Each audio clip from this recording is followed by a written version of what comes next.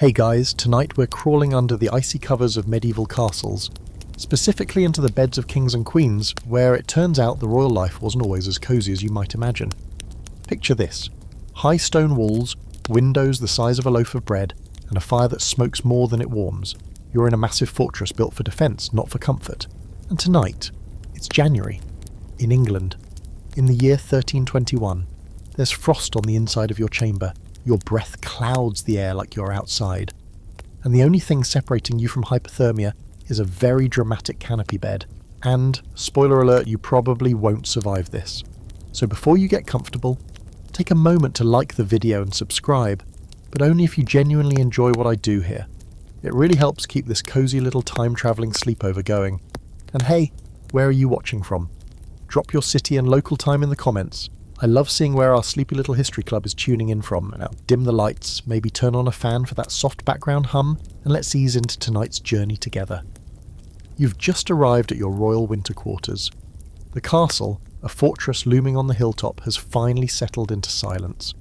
The guards have done their rounds, the court jesters have retreated to whatever hay pile they pass out in, and the great hall fire is crackling itself into embers. You, newly crowned and somewhat panicked, are expected to sleep in what they generously call a chamber. Really, it's just a slightly less freezing room at the top of the keep, 3 floors up a spiral staircase that's as narrow as your patience. The stone walls radiate a damp chill that creeps into your bones, no matter how many layers you're wearing. And you're wearing all of them. Your velvet surcoat and a fur-lined robe that still smells vaguely of whatever animal it once was, and, underneath it all, a linen chemise that's about as effective as paper. You're also wearing socks made from woven wool, and they've already betrayed you by staying cold and damp even in bed. Speaking of the bed, it's your one hope for warmth, and it's not looking promising. It's a massive 4-poster frame carved from oak and already older than most kingdom. Above you, the canopy, called a tester, hangs heavy with embroidered fabric. This isn't just for decoration. It's supposed to trap your body heat, turning your bed into a makeshift tent. You try to believe it'll work, but the cold laughs in your face. The mattress is stuffed with feathers, yes, but they've long since clumped and settled, leaving weird valleys and stiff lumps beneath you. Your royal backside is not impressed. The sheets are linen, crisp and frigid when you first crawl in, and even after several minutes of lying there like a miserable burrito, they're still not warming up. The top layer is a fur blanket, fox or bear, you're not sure, and while it's heavy enough to pin you into place, it's not actually doing much against the draft that's whispering through the tapestries. Now, let's talk about that draft. You assume at first it's coming from the door, or maybe a crack in the wall, but no, it's the window. It's a narrow slit in the stone originally designed for archers to shoot out of, not for scenic views. During summer it lets in light. During winter, it lets in the Arctic. It's covered, sure, but with oiled cloth or a thin panel of horn. Glass is a rare luxury, and you don't have it here. So the wind finds its way in, slicing through the room like a ghost with an attitude. You huddle deeper into your furs, but your toes are already cold enough to register as medieval popsicles. At this point you're wondering, how did kings and queens not die of exposure just from trying to get some sleep? And here's your first strange but true historical nugget. They didn't sleep alone. Even in royal chambers, solitude was not the norm. You'd have attendants nearby, sometimes even sleeping on pallets at the foot of your bed, just in case you needed water, or wine, or help escaping the mortal coil. Privacy wasn't really a thing. If anything, your bed was a small warmish stage for the never-ending performance of monarchy. Still awake? Good, because while you're trying to get comfortable, let's zoom out a bit. This chamber you're in is located in the inner ward of the castle, within the thickest part of the walls. That's a design choice meant for protection, not temperature control. The walls are up to 10 feet thick in places, which does help with the insulation a bit, but mostly it just means they stay cold longer. A stone wall in January is a cruel thing. At the far side of your room, there's a hearth, your fireplace. It's meant to be your saviour, but the problem is, fireplaces back then didn't pull smoke upward very well. Your room is probably filled with a fog of half-burned oak and charcoal. The draft pulls smoke one way, then back in again, giving the whole room the vibe of a slightly haunted barbecue pit. You start to understand why people went to bed so early in the winter. It wasn't because they were well-rested, enlightened early risers. It was because there was nothing else to do, and nowhere warm to sit except under the covers. Darkness came around 4 in the afternoon, and the only entertainment was talking, praying, or coughing dramatically into the shadows. So everyone just sort of gave up and went to bed. Here's a fun fringe fact for you. Some kings, like Henry VIII, were so paranoid about drafts and illness that they moved beds and entire bedrooms multiple times in a single winter. If a room felt too cold or had a suspicious breeze, they'd switch. Not exactly a great endorsement for the architectural prowess of the time, is it? And then there's the debate. Scholars argue to this day whether royals genuinely suffered like their subjects, or whether they were surrounded by enough luxury, servants, thick tapestries, layers of furs, to make winters more bearable. Some say the wealthier classes lived quite comfortably, relatively speaking. Others point out that no amount of fur changes the laws of thermodynamics. You lie there, listening to the occasional clatter of hooves outside, maybe a guard muttering below, and the occasional drip of melting frost from the ceiling. You're trying to get warm, trying to find that one good spot in the mattress, and wondering how many monarchs actually froze to death in bed before someone figured out how to build a better fireplace. And just as you're finally getting drowsy, a servant enters, completely unbothered by the chill, and asks if you'd like another fur blanket or perhaps a hot brick wrapped in a cloth for your feet. You say yes to both. Of course you do, because this is just night one, so you've made it through the first night, sort of. Maybe you slept. Maybe you just blinked slowly in the darkness, trying to ignore the ache in your shoulders from the lumpy mattress, and the fact that your breath still looks like smoke signals. Either way, dawn breaks without asking for your opinion, and the stone walls around you start to glow ever so faintly with pale winter light. You're groggy, stiff, and still cold, and no, you didn't dream of knights and dragons. You dreamed of central heating. Now that you're semi-awake, you get a good look at your bed. It seemed majestic in the torchlight last night, but in the morning gloom, it's less opulent royal chamber and more camping inside an antique wardrobe. You're cocooned in furs and woven linens, but they've shifted around during the night. There's a weird draft tunnelling under the mattress, and the bed frame creaks when you so much as think about moving. This is your four-poster throne, the centrepiece of your sleeping life, and as royal beds go, this one's pretty fancy. At first glance, you might think these massive canopy beds were designed to scream wealth, and sure, they did that. The towering posts, the embroidered canopy, the absurd amount of fabric used in the hangings. Yeah, that all made a statement. But there was a practical side too. This wasn't about aesthetics. It was about surviving the night without freezing to death. The bed structure served a thermal purpose. Those heavy curtains you closed last night? They trap body heat. It's a little like sleeping in a four-poster greenhouse. The goal was to create a smaller, insulated world within your frigid chamber. One where you could generate just enough warmth to keep your royal blood flowing. In fact, if you draw the curtains tight and stay still, you'll notice a marginal difference. Not a toasty miracle, but enough to keep your teeth from chattering. Sometimes. Then there's the mattress itself. It's not exactly a miracle of medieval engineering. Made from canvas or ticking, it's stuffed with down feathers if you're lucky. If you're slightly less lucky, it's packed with straw, wool, or a mix of both. Lumpy and loud when you move. There's a rope lattice underneath, which needs to be tightened regularly, or you slowly sink into a medieval hammock of shame. Fun fact, that's where the phrase sleep tight is thought to come from. Tight ropes meant fewer backaches. Beneath the mattress, you may have a featherbed layer, if you're extra elite. Above it, your linens are thick, coarse, and probably scratchy if you haven't softened them with repeated washings and beatings. You're also swaddled in a stack of woolen blankets and at least one fur covering, maybe bear, maybe fox, maybe a patchwork of whatever was unlucky enough to wander into the woods that year. This then is your royal cocoon, and you're not the only one using it. Because, and let's just be honest, bed sharing was common, even among the highest ranks. You might have a spouse, sure, but you also might share the space with a sibling, a lady-in-waiting, or even an advisor if the situation called for it. Beds weren't just for sleeping either. They were for meeting, morning councils, gossip, and sometimes, yes, royal business of the romantic kind. But mostly they were just warm. And in winter, warm trumped dignity. The awkward truth is, these oversized beds were community heat capsules. Picture it, you, the Queen, and maybe your cousin from the continent, all jammed into one enormous mattress fortress, breathing hot air into the confined canopy while pretending not to hear each other snore. If you could get over the lack of privacy and the occasional elbow to the ribs, it wasn't the worst deal. Body heat was nature's furnace. Speaking of awkward, let's talk about the bed hangings. Those grand curtains weren't just to look dramatic while you dramatically fainted from court politics, they were functional. On one level, they helped keep the warmth in, but on another, they gave you at least the illusion of privacy. Especially when your chamber was constantly being walked in and out of by servants, pages and advisors with absolutely no concept of knocking. You could be half naked and halfway asleep and someone would still barge in to inform you that your uncle's monastery had burned down in the night. This brings us to something you're starting to realise. Your bedroom isn't really yours, at least not in the way you'd want it to be. It's more of a social space with a bed in it. That four-poster you cling to at night, it's like a medieval desk/living room sofa/status symbol. The curtain hangings give you a bit of privacy, but everyone knows they're paper thin, metaphorically speaking. People hear everything. But let's not drift too far from the original horror. The temperature. You're in a castle, a real one, built from local stone with high ceilings and floors so cold they feel wet. There are tapestries on the walls, but they're more decorative than effective.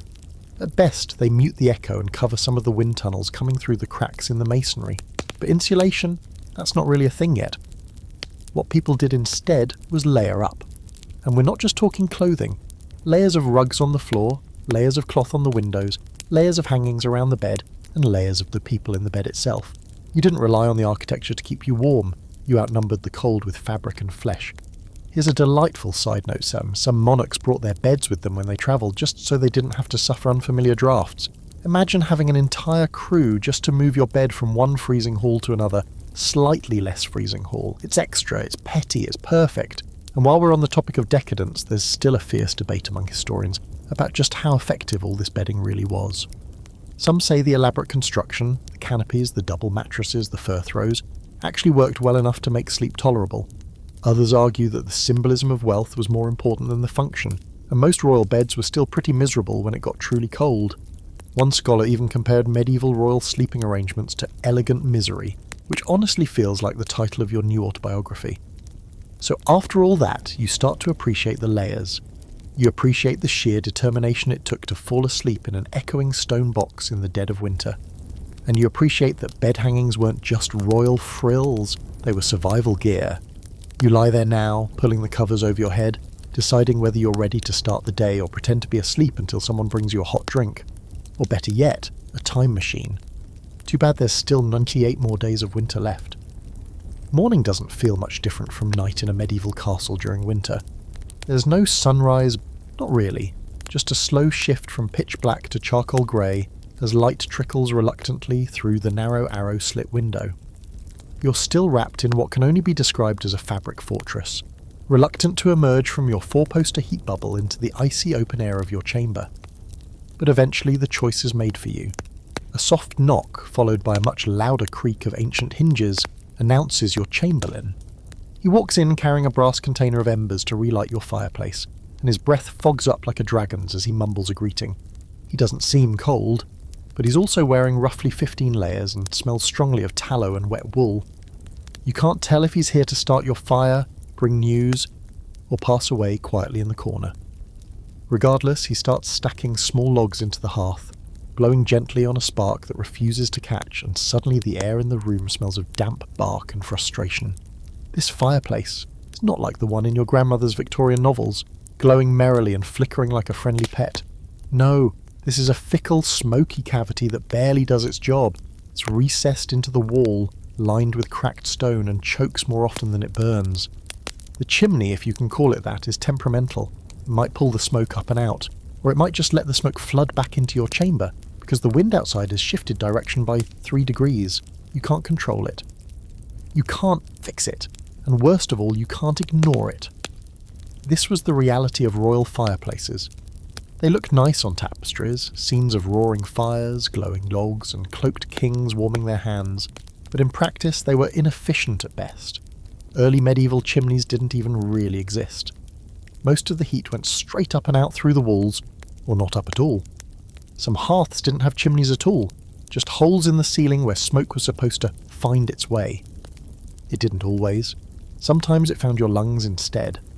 The rest of the chamber isn't helping much. The tapestries along the walls are beautiful, sure. Hunting scenes, allegorical animals, maybe a Latin proverb or two, but they're mostly decorative. They flap slightly in the breeze you hoped you were imagining. You swear one of them moved when the chamberlain opened the door, so unless the griffin on your wall is alive and yawning, there's definitely a draft behind it. Now here's a fun, slightly unhinged historical tidbit. Some kings kept small braziers or charcoal pots in their rooms for extra warmth, but they often lacked proper ventilation, and more than one noble probably dozed off to eternal sleep with a little too much carbon monoxide in the air. Cozy, right? Death by foot warmer. Still, these risky heating tools were used because, frankly, the fireplaces just didn't cut it. Even when lit, the fire warmed a very specific cone-shaped area of the room. If you stood directly in front of it, close enough to roast a shin bone, you might feel some heat. Move 3 feet to the left. Nothing. The rest of the room stayed cold, the floor icy, and the air thick with the kind of smoke that makes your eyes sting and your lungs reconsider breathing altogether. And then there's the matter of fuel. Wood wasn't just lying around in neat bundles. You needed servants to fetch and chop it, which meant more mouths to feed, more bodies to warm, and more space taken up in the lower halls. Royal estates often had dedicated woodcutting staff, and firewood was stored in large quantities, but even then it was a resource that had to be managed, especially during long winters or wartime. Sometimes whole forests were stripped just to keep a castle barely livable. The fire finally catches and you watch it with a mixture of relief and suspicion. It's alive, but only barely. The flames dance weakly, licking the logs like they're unsure of the menu. The chamberlain adds more wood, then steps back, folding his arms with the air of a man who's won a battle. But it's only round 1. This fire will need tending all day, or it'll vanish with the same enthusiasm as your dreams of warmth. There's a scholarly debate worth touching on here. Some historians argue that castles like yours were never meant to be warm in the modern sense. They were designed to keep out invaders, not the cold. Heat was always temporary, localised, and centred around human activity, gathering in groups, huddling near hearths, or just staying in bed all day. Others believe that with enough servants and resources, the elite live quite comfortably, with constant fire maintenance and architectural tricks like wall hangings, tapestries and raised floors helping trap warmth. The truth? Likely somewhere in between. The upper classes were better off than the peasants, obviously, but even kings got cold feet. Back in your chamber, the fire is now gently snapping. It's casting flickering shadows across the carved ceiling beams and offering just enough warmth to thaw your fingertips. You stretch a leg out of bed to test the air, bold move, and instantly regret it. The floor is so cold it could shatter bone. There are no rugs here, just stone. You consider crawling back into the bed fort forever. But you can't, because like all royal responsibilities, the day demands your reluctant presence. Before rising fully, you summon your servants to help you dress, which, if we're being honest, is really just an excuse to have someone stand between you and the icy air. As you sit at the edge of your bed, draped in fur, the fire tries its best to cast a golden glow across the gloom. You pretend it's doing a better job than it is. That's your role now, pretending this life is regal, not ridiculous. Still, you can't help but wonder how many nights kings and queens sat exactly where you are, staring into the flickering hearth, wondering whether they'd actually freeze to death before the fire caught. How many royal knees knocked under the covers, how many desperate prayers were muttered for a spark, a flame, anything warm. Because behind the crown, the velvet and the silk lies one unavoidable truth. Nobody sleeps well in a freezing stone box, not even royalty. So here you are, reluctantly vertical. You've swung your legs over the side of the bed, and your feet have hit the floor like 2 cold hams slapping against a stone slab. The chill cuts straight through the wool socks you slept in, and frankly, you're impressed your toes haven't just given up and turned blue out of protest.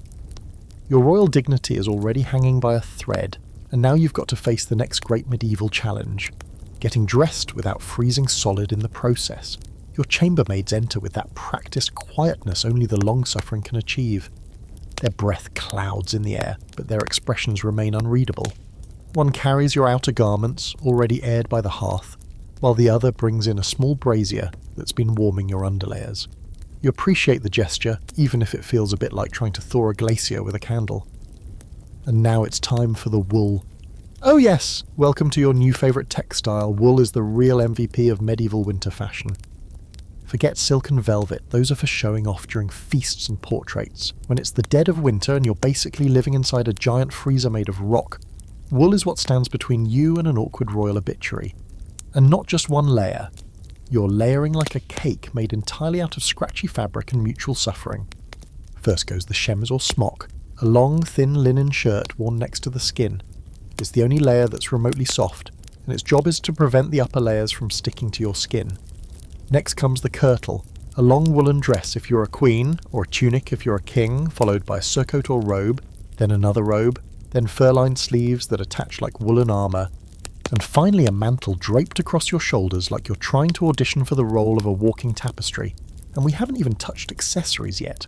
There are stockings, leg wraps, gloves, fur collars, and for good measure, a belt that can carry everything from a dagger to a scented sachet, because spoiler alert, you and your clothes don't smell great.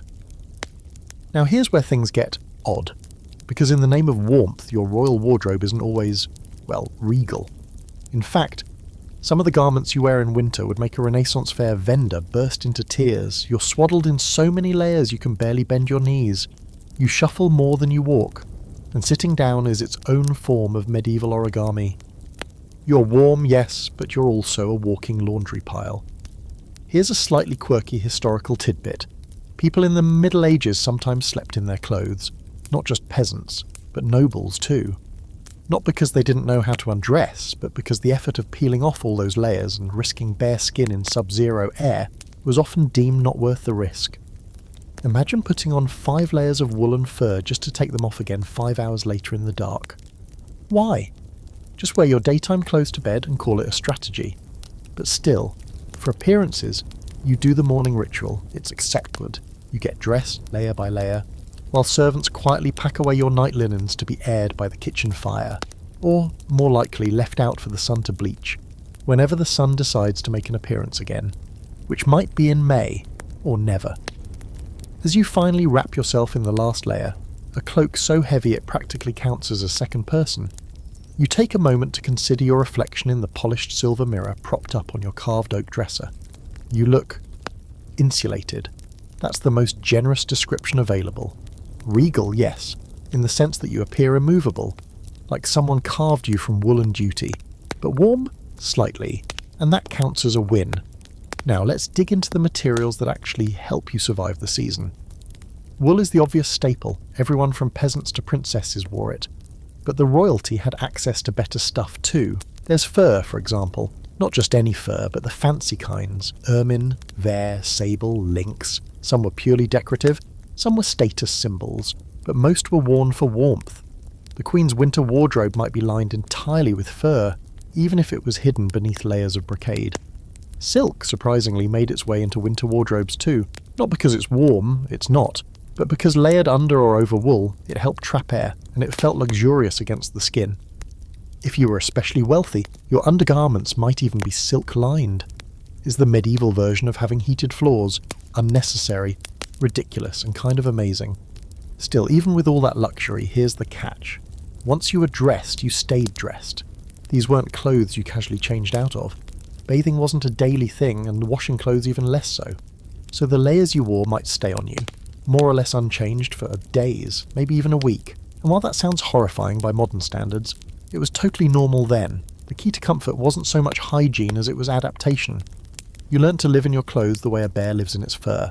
And let's not forget the psychological layer of this all. Cold wasn't just uncomfortable, it was considered dangerous. Everyone knew someone who'd caught a chill and never recovered. Colds turned to fevers, fevers to pneumonia, and pneumonia to funerals. So layering up wasn't just about comfort, it was a survival tactic. Especially if you were the monarch. Because even if you had hundreds of servants, armies, and a castle fortress, one badly timed draft could take you out. There's a scholarly debate that pokes around this topic. Did medieval people just have a higher tolerance for the cold? Were they physiologically different, hardened by their environments and diets? Or were they just constantly miserable, and history has glossed over the whimpering? Some argue that humans adapt quickly, and centuries of living in chillier conditions reshaped what people thought was bearable.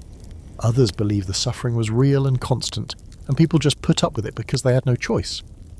Whatever the truth, you're now dressed, barely mobile, and only slightly warmer. It's not ideal, but it's survivable.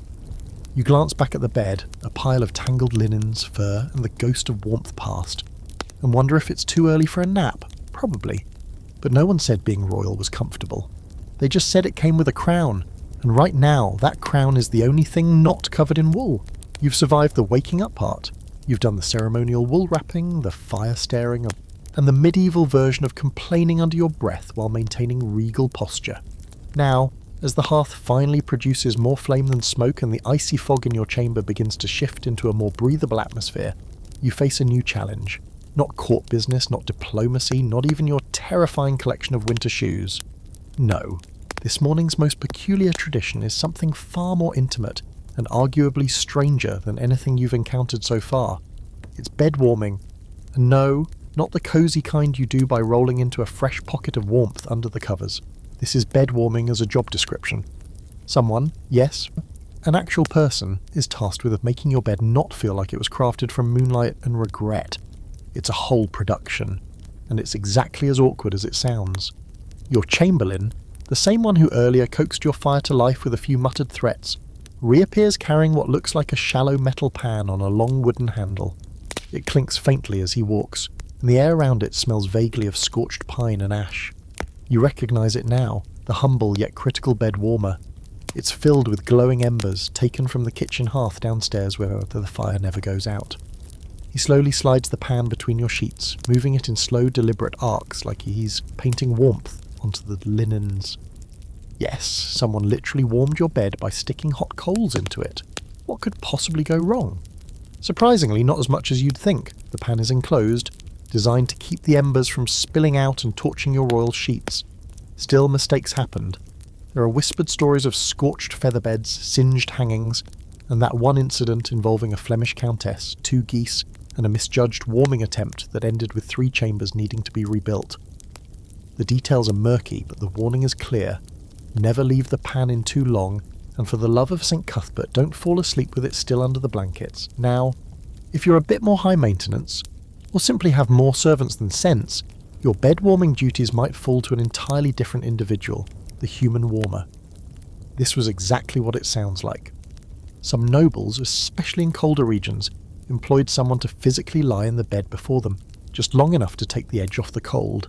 They'd stretch out under the furs, transfer a bit of their body heat to the mattress, and then scamper off into the shadows the moment they heard you coming.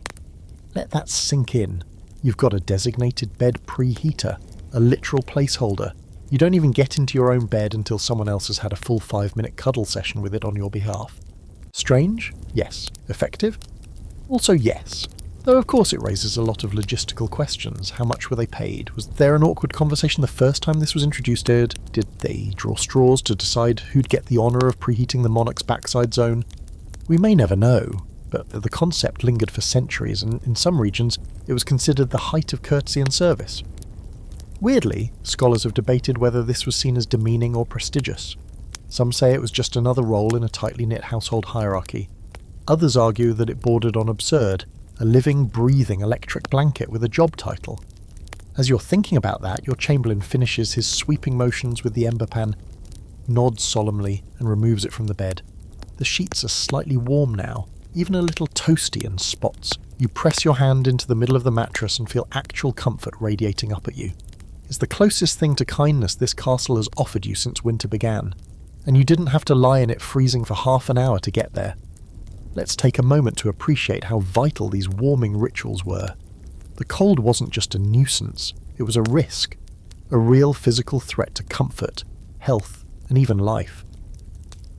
Getting into a bed that was already freezing, damp with condensation, hardened with cold, and unwelcoming to the touch was genuinely dangerous for people weakened by age, illness, or just the general misery of medieval life. Warming the bed was a practical necessity, not just a luxurious perk. Of course, there were other warming options. Heated stones were popular, especially in regions where embers posed too much of a fire hazard.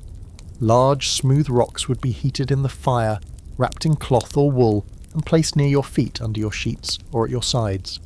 These makeshift warmers had a surprisingly long heat life, and unlike ember pans, they couldn't burn your entire bed to the ground, most of the time. There's even some fringe documentation of hot water bladders being used, animal skins or sealed vessels filled with warm liquid and tucked under the covers to mimic body heat.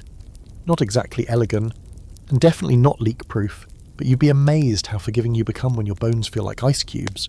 And that brings us to an interesting debate among historians. Were these rituals purely functional, or were they deeply symbolic? Some argue that warming a bed was part of a larger domestic ceremony, an extension of courtly hospitality, personal service, and a display of the wealth it took to maintain comfort in such an unforgiving structure.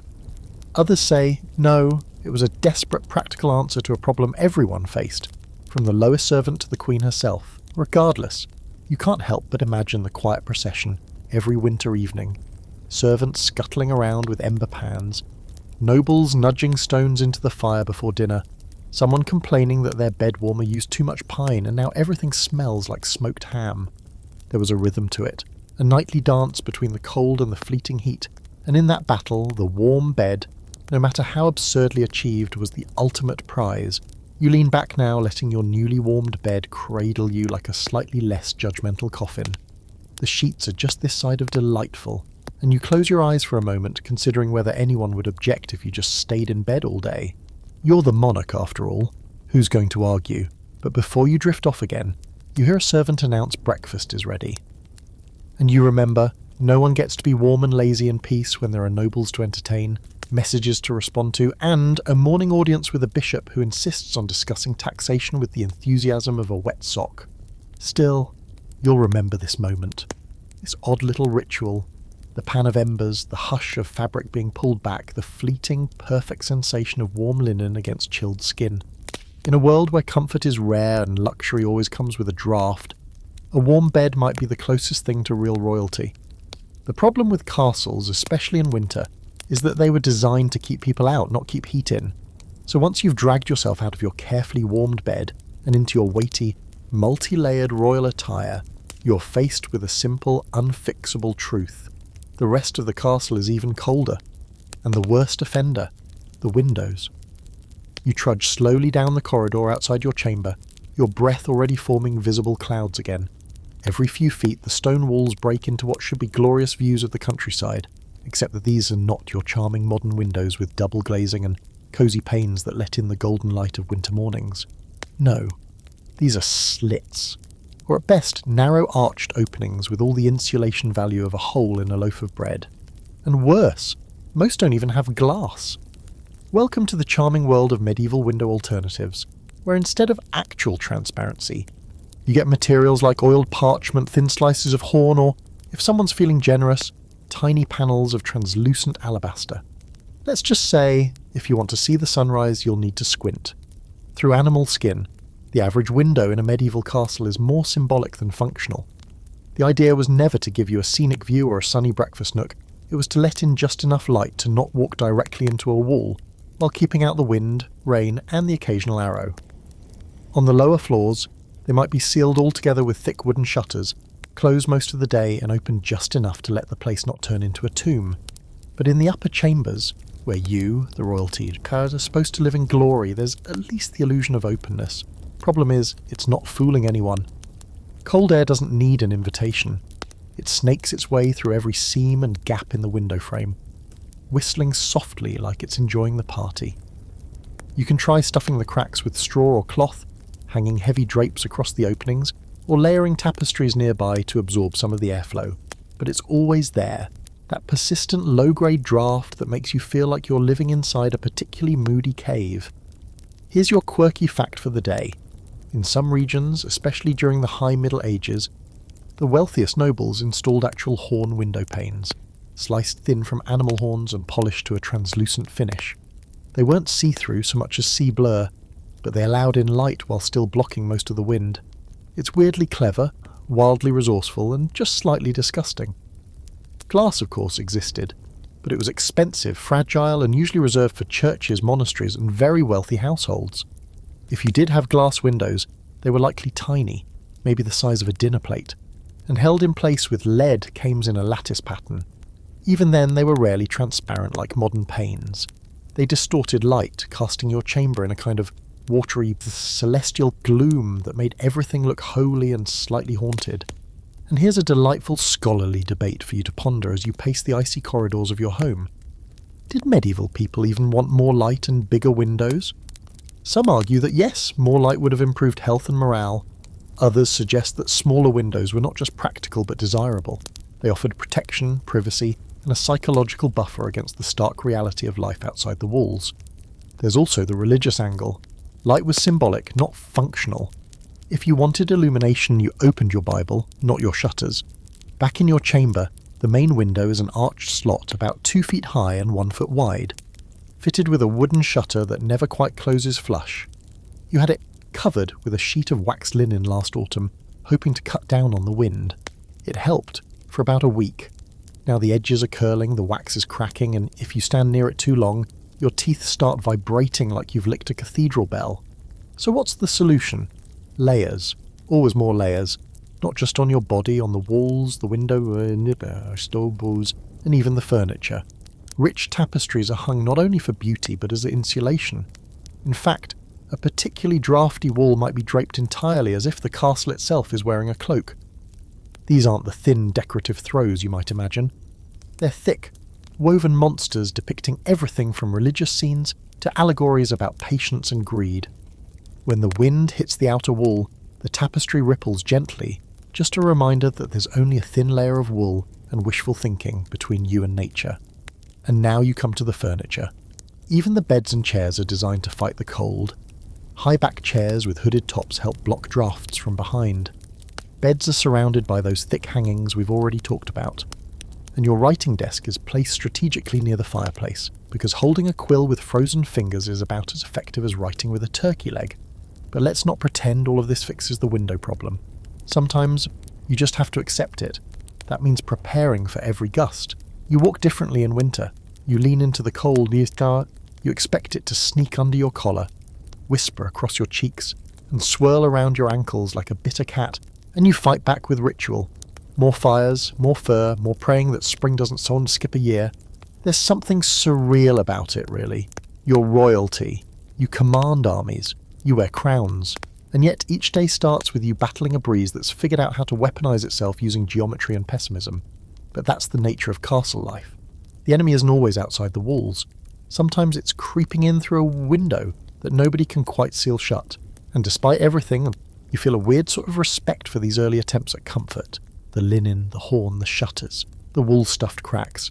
It's not elegant, but it's inventive. It's a slow war, one cold gust at a time, and every little trick helps.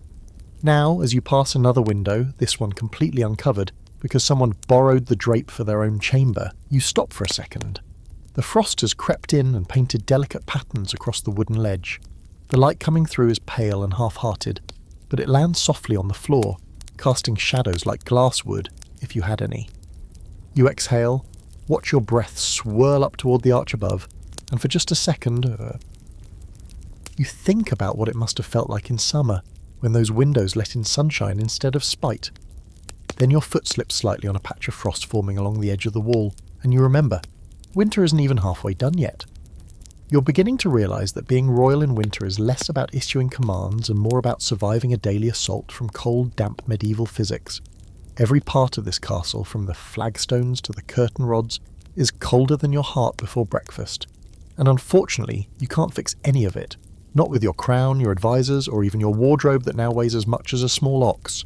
Which brings us to one of your greatest personal allies in this endless stone-clad war, the hot rock. Yes, a literal rock heated in the fire, wrapped in cloth, slid under your covers or tucked at your feet like a warm, silent bodyguard. Sounds unglamorous, and it absolutely is.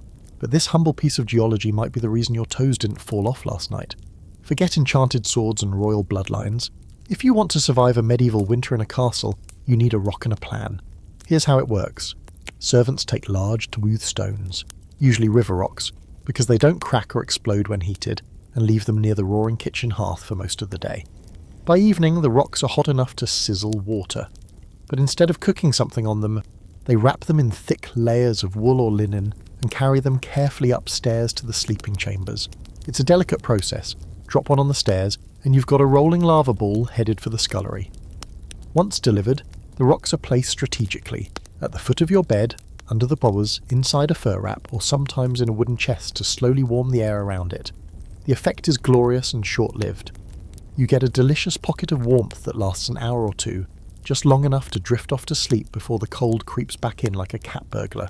This, dear listener, is medieval thermal engineering at its finest. No electricity, no gas, just fire, fabric, and an enthusiastic respect for igneous materials. The first time you use one, you're skeptical. After all, how much warmth can a rock really hold? But when you slide your feet under the fur blankets and encounter that toasty, glowing heat bank waiting for you, it's like slipping into a secret summer hidden under the covers. Your feet sigh, your legs unclench. For a moment, you remember what joy feels like. There are other DIY warmers too. Sometimes people used bricks or tiles instead of stones. Easier to handle, easier to stack. These would be heated in bulk and carried through the castle like trays of comfort. And if you were lucky enough to have one of the early hot water bottles, usually a sealed copper or earthenware container, you might even get something that radiated warmth for half the night. Though these were rare and, let's be honest, slightly terrifying. If it cracked or leaked, congratulations, you've just poured boiling water into your own bed. You may not know it, but you're participating in a long and surprisingly passionate tradition. Some historical sources describe entire warming rituals. The stone was wrapped in a specific type of cloth blessed with herbs or scented with lavender to encourage sleep. There were rules. Don't put it too close to the edge, lest it scorch your blankets. Don't keep it near your chest, it's a foot warmer, not a medieval defibrillator. And definitely don't try to reheat it yourself. That's how accidents and burned eyebrows happen. There's even a bizarre fringe theory that some rocks were kept warm all day by being nestled in the folds of livestock bedding. Yes, you heard that right. The barn animals were doing more than providing meat and milk. They were also incubating your sleeping stone like a lumpy geological chicken egg. Is it likely? Debatable. Is it hilarious to picture a noblewoman getting a hot rock from a pigsty? Absolutely. Of course, not everyone agrees on how widespread these methods were. Some scholars argue that heated stones were a luxury reserved for the upper class. After all, carrying them required extra servants, spare firewood, and the kind of castle layout that allowed for embers to travel upstairs without setting the place on fire. Others suggest it was more common, just not often written about, because no one thought to record we used a rock to not die in the family chronicle. But whether it was a royal standard or a peasant's clever trick, there's no denying the stone was a weapon against the cold, and it was portable. Unlike your fireplace, which needed constant tending, or your wool garments, which slowly lost the battle after dusk, a well-heated stone stayed loyal. It might not talk back or wear jewels, but it was a companion of sorts. Quiet, sturdy, dependable. That said, you do eventually forget it's there. You're lying in bed one evening, having just hosted a painfully long banquet where 3 barons argued about a land dispute so dull it may have reversed your heart rate. You shuffle under the covers, pull the furs up, and oh, there it is. You'd forgotten about your footstone. It's still warm, but now with a slight edge of danger, like it's trying to decide whether to warm your soles or brand them. You nudge it with your toes, adjust your blankets, and sigh deeply into the darkness. It's ridiculous, this life. You're draped in the finest silks. You've got a ring on each finger, one of which has its own origin story involving a bishop, a duel, and a goat. You dine on roasted peacock and drink wine older than some of your guards, and yet your bedtime routine still involves hugging a hot rock for survival. You begin to wonder, do other monarchs do this too? Does the French king have a personal rock carrier? Does the Danish queen argue with her chambermaid about stone placement etiquette? You can just picture it. Not by the thigh, Brigitte, we've been over this. And with that thought you drift off to sleep, your toes tucked around the fading warmth like they're holding on to hope itself. Outside the wind howls, the windows rattle. Somewhere in the lower levels of the keep a dog barks once and then goes silent. But in this little fortress under the firs, surrounded by curtains and wool and a very supportive piece of geology, you are for now safe. Of course, you'll need a fresh one tomorrow night. And heaven help you if the servants forget. By now you've accepted that winter inside a castle is less royal luxury and more survival simulator on hard mode. And tonight, as you attempt to crawl into your freshly warmed bed without pulling a muscle or knocking over a candle, you notice something strange. Someone is already in the room. Not lurking exactly, just lingering. It's your personal attendant. Or rather, one of them. He's seated quietly on a low stool near the hearth, poking absently at the embers with an iron rod. At first, you assume he's here to check the fire or retrieve your chamber pot, or maybe to deliver yet another scroll from the steward about next week's grain audit. But then you realise, no. He's staying. He's settling in. He's going to be here all night. And just like that, the illusion of solitude shatters again. Because here's something they don't tell you in those romantic stories about queens and kings with towering beds and endless privacy. You rarely, if ever, slept alone. Not because you were overly social or terrified of ghosts, though to be fair, both were valid concerns, but because being alone in a freezing, fire-prone stone box filled with volatile politics and zero security wasn't just lonely, it was risky. So yes, you had attendants. And no, they didn't leave after tucking you in. They stayed nearby, sometimes within your bedchamber, sometimes just outside the door, and in some cases, literally within arm's reach. Their jobs were many. One might stoke the fire through the night, to keep the hearth from dying.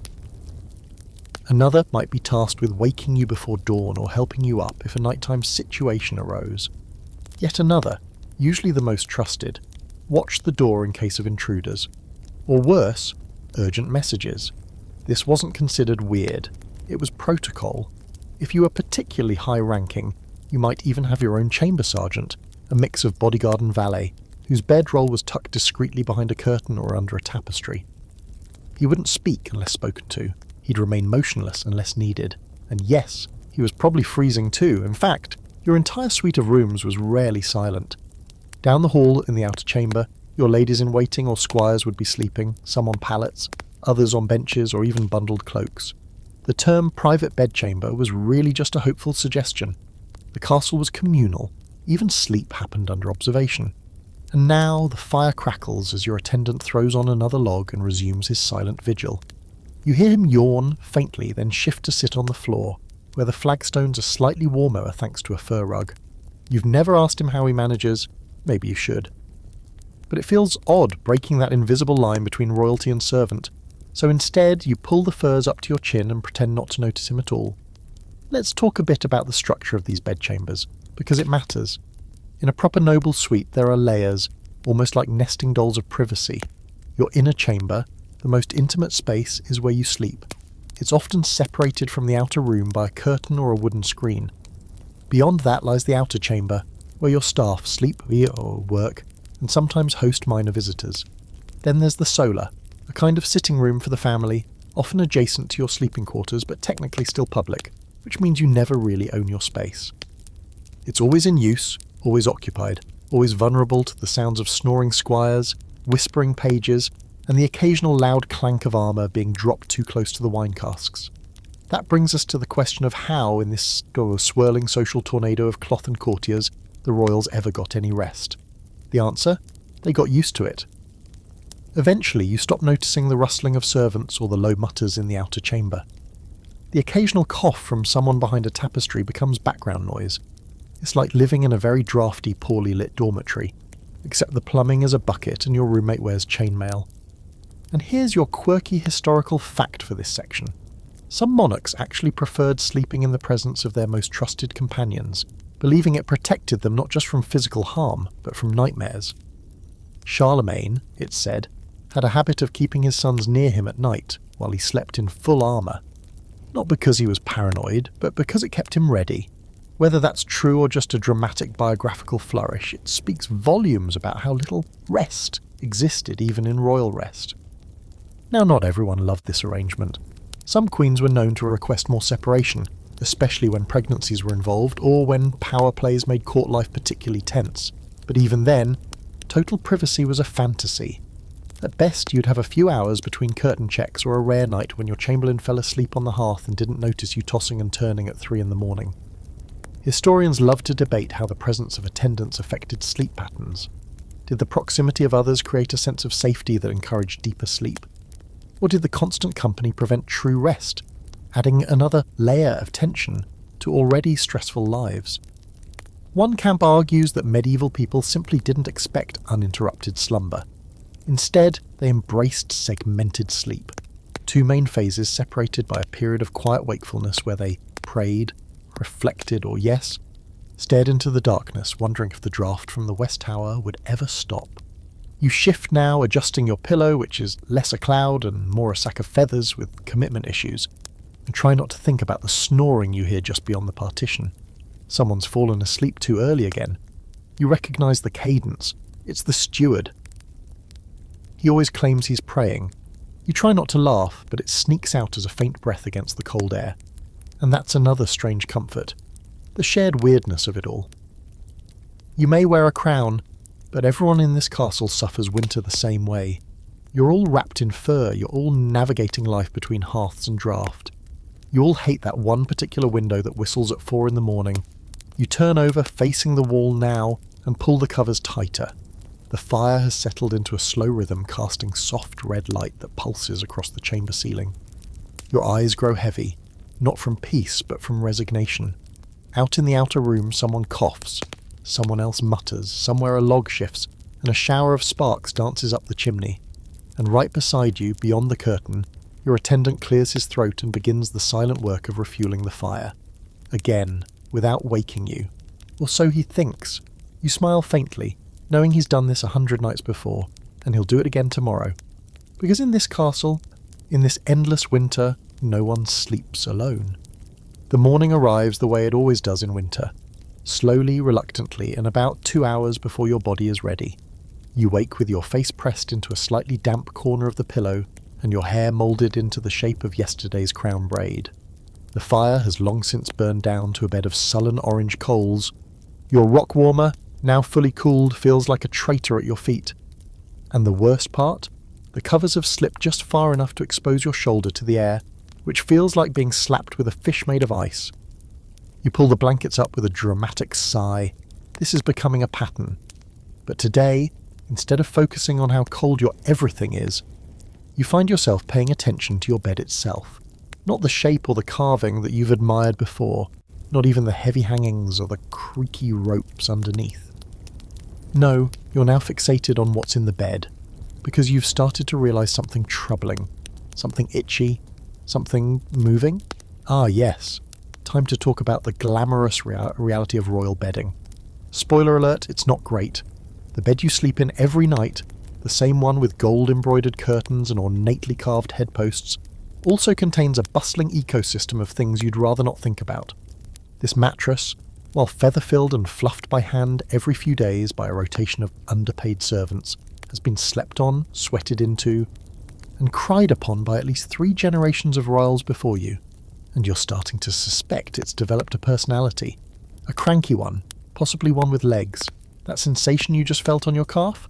Probably nothing, or maybe something. Let's break it down. Your mattress is a heavy sack of linen or ticking, filled with goose feathers if you're lucky, and with straw or horsehair if you've annoyed the steward. In theory, this is fluffed regularly. In practice, it's flattened by your royal weight into an uneven topography of lumps and valleys. Beneath it, the bed frame supports a lattice of ropes, which are stretched taut and tied in a crisscross pattern. Those ropes need to be tightened often, sometimes daily, otherwise you find yourself sagging into the centre like you're sleeping in a medieval hammock. Again, this is why we say sleep tight, and also why your back hurts. Now let's talk linens. Your sheets are fine linen, bleached, woven and laundered more often than the rest of your clothing, which in this time period isn't saying much. They are changed once a week if you're lucky, and always beaten in the winter to soften them. They start off crisp and cold and end up wrinkled and vaguely scented like hearth smoke and ambition. Then there's the pillow, which is more of a suggestion than a comfort. Stuffed with feathers or wool, it's prone to clumping, and after a few nights of use, you notice it's developed a very specific crater right where your head always lands. Try to fluff it, and it sighs like an exhausted tutor. And we haven't even mentioned the quilt or coverlet, usually made from layered fabrics, sometimes embroidered, sometimes not, always heavy. Furs are common, fox, marten, or something more exotic if your trade connections are solid. They're warm, yes, but also a magnet for whatever critters decide your bedding looks like home. Which brings us to the real issue. Vermin. Lice, fleas, bedbugs, even in the royal chamber, they're a fact of life. Castles are damp, bedding is warm, and hygiene, well, it's more of a seasonal event. Your sheets may be laundered and aired out over the Great Hall fire. But your mattress has secrets, generations of secrets. Here's a historical nugget that might make your scalp crawl. Even the nobility regularly deloused themselves as part of their grooming routine. There were combs for it. There were herbal remedies. There were even specific linen undersheets designed to trap the little beasts so they wouldn't end up in your hair. But they still did. Oh, they did. It wasn't uncommon to scratch idly while listening to morning petitions, or to find your servant flicking something off your sleeve with a bit too much nonchalance. And just in case you thought, well, maybe the royals were spared, allow me to burst that bubble gently. Royalty had better tools, yes. More servants, more access to lavender water and rosemary sachets, but lice and fleas didn't care. If anything, they thrived in layers of fabric and heat-trapping bedding. Some monarchs slept with sachets under their pillows or even wore special nightcaps treated with oils to repel bugs. It helped, sometimes. And let's not forget the fringe solution to this very problem: sleeping with animals. Not just for companionship or warmth, although that was part of it, but because pets, lapdogs in particular, would attract the fleas and lice, drawing them away from you. Yep, your spaniel was your early warning system. If it started scratching like mad in the night, it meant it was working. The only downside? It was also probably dragging those pests straight into your bed. That's why when you shift under the covers and feel something tickle your ankle, you don't panic. Not exactly. You just reach down, brush it off, and mutter something unkind about the steward's standards for mattress maintenance. Maybe you'll say something, maybe not. Either way, the bed is yours, and these little surprises are part of the royal experience. So what's the strategy for managing all this? Air it out. Every few days the entire bed will be stripped, mattress, linens, hangings, and taken to the solar or even outside if weather allows. It'll be beaten with sticks. The mattress will be thumped and aired. Herbs like wormwood or lavender might be scattered over it. If you're really serious, you might even have the whole thing dusted with chalk or ash to dry out any lingering moisture that makes your bed smell like damp nostalgia. But that's temporary. A day or two later, it's back to being a cosy, mildly haunted nest. And you'll climb into it again, the same way you always do, carefully, slowly, and with the resigned dignity of someone who knows that even the most regal sleep comes with a few extra passengers. You tuck the covers under your chin now, wincing as the cold corner brushes your neck. Somewhere in the ceiling beams, you hear a faint scuttling. Probably mice. You've named one of them. It's a working relationship. And just before you drift off again, you whisper a little wish to your pillow. Even though it can't hear you, just please, not in my hair this time. At this point in your royal winter journey, you've likely developed a few coping mechanisms. Maybe you've learned how to strategically nap in your furs without suffocating. Maybe you've accepted the ambient scratching of your bed's ghostly flea population as just another soundscape of medieval luxury. But here's something you haven't adjusted to and probably never will. The fact that your so-called private bedchamber is never actually private. You've tried. You really have. You've drawn the curtains. You've glared meaningfully at your chamberlain.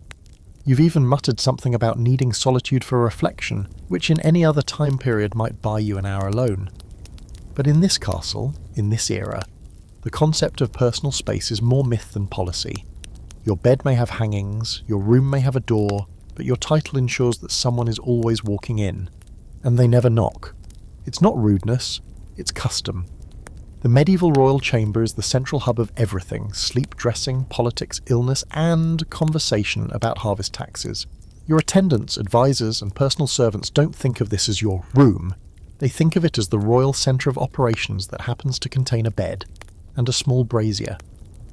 And the constantly melting snow off your boots.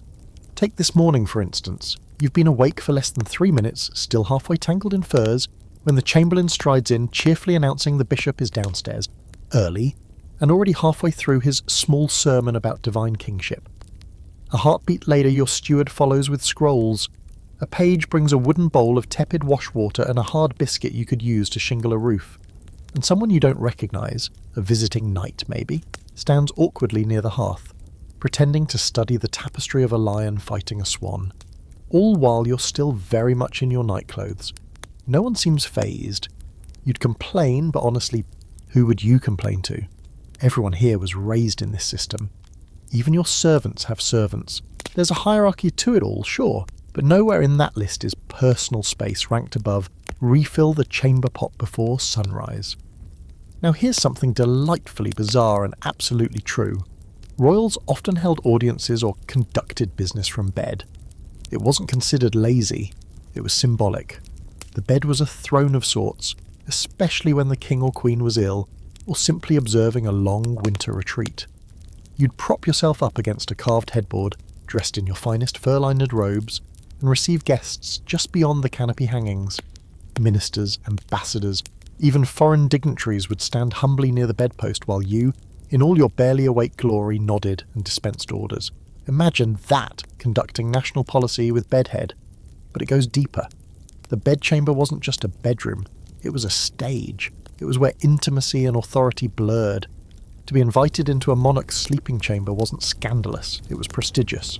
It meant you were trusted, close, powerful, to share a seat near the fire, to stand behind the curtain while the monarch dressed. These were political positions as much as logistical ones. In fact, some of the most coveted roles in the royal court were bedchamber related. The groom of the stool, for example, had unparalleled access to the king not just during lavatory visits, yes, it's what it sounds like, but in the quiet, unguarded moments between waking and dressing. That level of proximity meant influence, secrets, whispers before the crown went on. It was less about toileting and more about trust. So your attendants, those silent, efficient figures who glide around your bed like ghosts with checklists, they're not just fluffing your pillows, they're watching, observing, measuring who gets time with you and who doesn't. The court runs on these little dynamics. The person who lights your fire tonight might be the one whispering about your policies in the Great Hall tomorrow. And the lady who fastens your fur cloak may be quietly counting how many days until her cousin's lands can be reassigned due to suspicious illness. All of this makes privacy a luxury you can't afford. Even your attempts to retreat, to sit by the fire tucked in your cloak with a goblet of mulled wine, are interrupted by requests, greetings, small talk. Courtiers wander in and out under the pretense of warming their hands or checking on your mood. What they're really doing is taking mental notes. How pale are you? Are you wearing your mourning colours still? Did you smile at Lord Devon or just nod? And the worst part, you don't even sleep alone by choice. The attendants outside your door are always alert, always listening. If you so much as sneeze, someone's lighting a candle and entering the room before you can say false alarm. If you groan in your sleep, they assume it's an omen. If you talk in your sleep, God help you, they'll remember every word and recite it to the cook by morning. Now for your historical fact. The idea of the royal bedchamber as a private romantic space is largely an invention of later centuries. In the medieval period, even weddings were public affairs, sometimes literally. It wasn't unusual for noble newlyweds to be escorted to bed with a crowd of well-wishers and attendants observing the ceremonial start of their union. If that doesn't make you want to leap off a castle parapet, I don't know what will. But even amidst all this constant exposure, you find a strange rhythm. You learn how to grab moments, small, fragile minutes of peace between the ceremonial comings and goings. A pause while everyone's left to fetch your midday robes. A moment after dinner when the fire's been banked and the hall outside is quiet. You sit there, wrapped in an old cloak that smells faintly of cloves and smoke, just listening to the wind rattle against the shutters. For 5 minutes, no one speaks, no one enters, no one asks anything of you. And then the door creaks open again, and someone whispers, "Your Majesty, the kitchen has asked if you'll be dining on venison or goose tonight." You don't answer.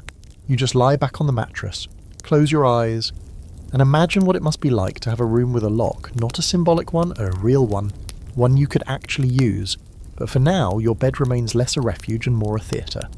And the performance continues. So let's say, for the sake of your sanity, that you've decided to escape your drafty, overcrowded, lice-prone royal bedchamber. Not forever, just for a while. Just long enough to feel something other than cold stone under your boots and hear something other than the polite throat clearing of people waiting for permission to speak. You need space, you need movement, and more than anything, you need warmth. Which is why, like so many monarchs before you begin to consider a time-honoured strategy: seasonal migration. Because here's the truth that rarely makes it into the romanticised tales of castles and crowns. Many kings and queens simply left.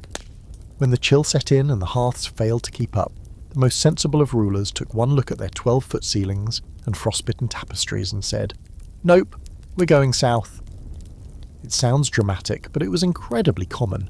Courts were mobile. Entire royal households, servants, guards, clerks, cooks, livestock, and the occasional lapdog would pack up like a travelling circus and relocate to a warmer, more manageable residence for the worst months of the year.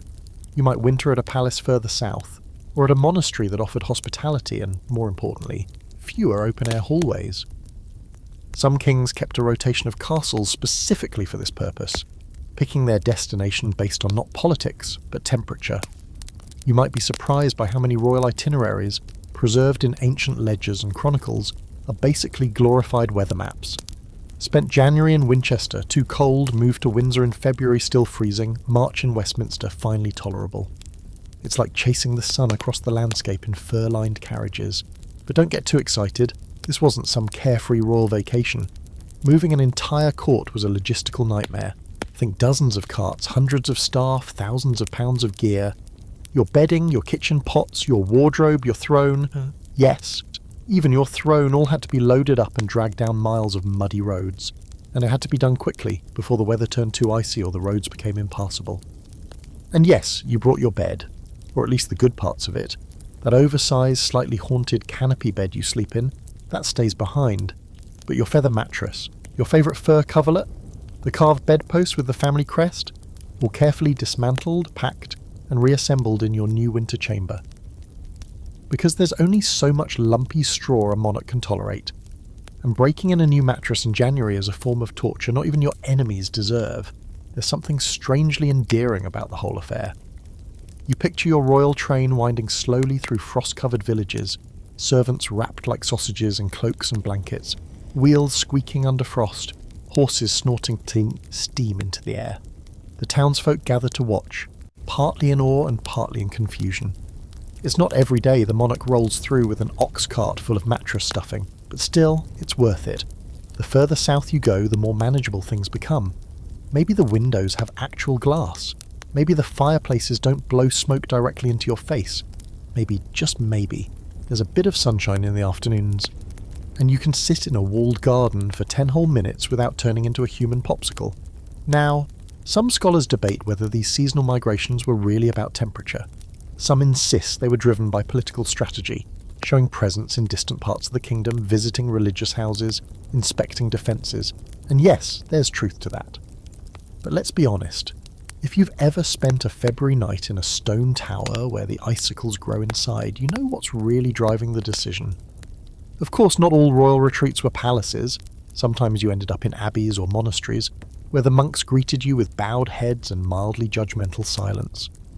These places were often better maintained than castles, smaller rooms, lower ceilings, fewer unnecessary towers, and most importantly, a kitchen that never stopped cooking.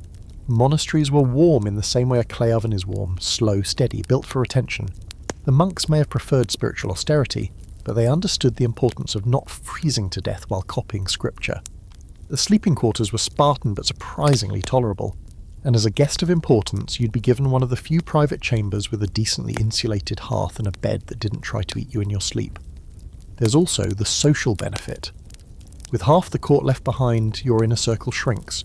Fewer attendants, fewer nobles trying to whisper favours in your ear while you sip wine.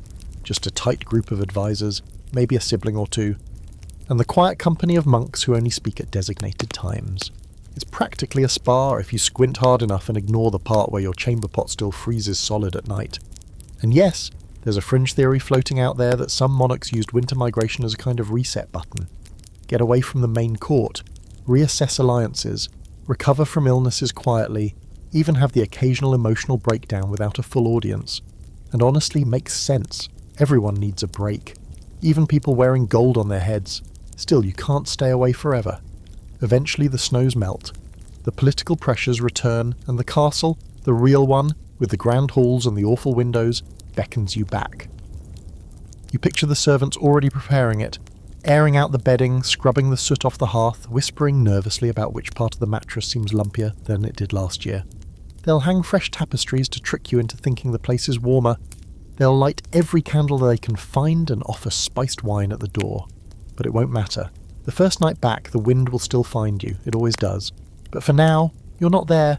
You're tucked into a borrowed bed in a borrowed room with thick walls and a hearth that doesn't hiss. Your cloak hangs beside the fire. Your mattress is still warming from the rock they slipped in an hour ago, and for once you're not shivering. You close your eyes, and for a moment you forget you ever lived in a castle at all. So here's a curious twist. Despite all the pomp and hierarchy and strict codes of medieval decorum, sometimes, especially during the bitterest weeks of winter, everybody just ended up sleeping in the same room. Nobles, attendants, pages, cooks, the king's third best hunting dog, all crammed into the same smoky wool-scented space like medieval sardines. And oddly enough, it wasn't always because there weren't enough rooms. Sometimes it was because there wasn't enough heat. That's when the Great Hall became the castle's unlikely sleeping chamber, the grand echoing space usually reserved for banquets, royal announcements, and the occasional awkward dance was suddenly full of people huddling together for warmth. It wasn't a planned event, it just happened. One day someone falls asleep near the central hearth, then the next, another person curls up nearby, and by the end of the week, there are makeshift nests of cloaks and hay lining the perimeter. Congratulations, your throne room has become a communal blanket fort. And if you're thinking, wait, didn't they have rooms for everyone? The answer is, sort of. Castles were huge, yes, but not all of them had enough private or semi-private chambers to house every person required to run a royal household, especially not during court season or the holidays when your guest list included cousins, bishops, ambassadors, and at least 3 people you don't like but can't legally ignore. You'd run out of rooms fast. Go on. And in winter, comfort trumped decorum.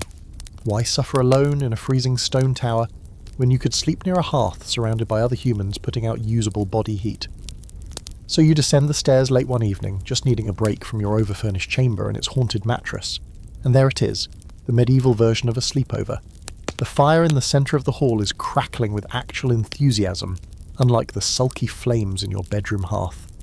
The rush mats have been laid out. There are people curled up on benches, bundled in cloaks, some sleep sitting upright, head slumped. Others stretched out beside makeshift pillows fashioned from saddlebags or folded tunics. No one bows, no one greets you. They're asleep or too tired to care. You're not here as the monarch tonight. You're just another cold body searching for warmth. You claim a spot near the embers and settle in, wrapping your fur-lined cloak tightly around you and placing your feet dangerously close to the fire. It's not regal exactly, but you find yourself warming faster than you have in days. There's something deeply comforting about this improvised mess. The smell of smoke, the sound of breathing, the crackle of the fire, it all blends into a weirdly peaceful lullaby. And here's a delightful little historical detail. There are records of nobles sleeping on the floor of the Great Hall even during peacetime, by choice. Especially during feast seasons, when guests overflowed every room and the castle resembled a very elaborate chilly hostel. It wasn't uncommon to see cloaked figures sleeping among the rushes the morning after a holiday celebration, lords and ladies snoring unceremoniously next to servants and musicians. One big communal mess of limbs and snoring. But this wasn't just sloppiness. There was strategy involved. Sleeping near the hearth? Prime real estate, that spot gets claimed fast, usually by those who arrived early or had enough clout to elbow someone aside. The further you are from the fire, the colder your night will be. So naturally alliances formed. You'd share cloaks, rotate positions, even fake being awake longer than you were just to keep your spot close to the flames. You learned quickly, trust no one when warmth is on the line.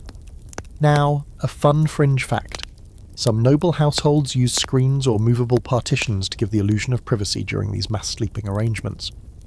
Imagine a small folding wall separating the high-ranking guests from the riffraff. It didn't block sound, it didn't block smoke, but it offered just enough visual distance to pretend you were still above it all while your feet were roasting 2 feet from a scullery maid's. And yes, there's a bit of a scholarly debate here. Some historians argue that sleeping in the Great Hall was more common in earlier medieval periods, before castles evolved into more complex residential structures. Others believe it was a fallback that never really went away. The truth is probably somewhere in the middle. When the cold was relentless and the fires were centralised, the floor was sometimes the only sensible option, even if it meant curling up beside your uncle's snoring steward and pretending not to hear him mumble about unpaid taxes in his sleep. You shift now, feeling the stone floor beneath your padded cloak. It's not soft, but it's oddly grounding, literally. The fire's heat radiates in a slow, steady wave. Warming your toes and fingers in a way your bedroom hearth never manages, you glance around and see a young page curled beside a basket of apples. One of your ladies in waiting is using a loot case as a footrest. Someone else is softly snoring into what appears to be a rolled-up map of Wales. It's not dignified, it's not ceremonial, but it works. And maybe that's the strange heart of it all. This shared discomfort creates something that ceremony never does. There's a kind of camaraderie in the cold. Everyone becomes equal when the temperature drops low enough. Hierarchies blur, titles fade, you're not the sovereign anymore. You're just another soul huddled by the fire, grateful that someone remembered to throw another log on before the chill came creeping back. Eventually one of the guards comes in with a bundle of fresh wood, tossing it into the flames with practiced precision. Sparks leap up, dancing shadows across the high beams above. No one wakes, no one flinches. The castle, for all its stone and frost, is finally warm in one small pocket. You adjust your cloak, lie back against your makeshift pillow and close your eyes. The sounds of the great hall lull you into sleep. Not silence, but shared life. And for the first time in weeks, you don't dread the night, because here, under the rafters and among the rushes, you're not sleeping alone. You're sleeping like a king or a servant.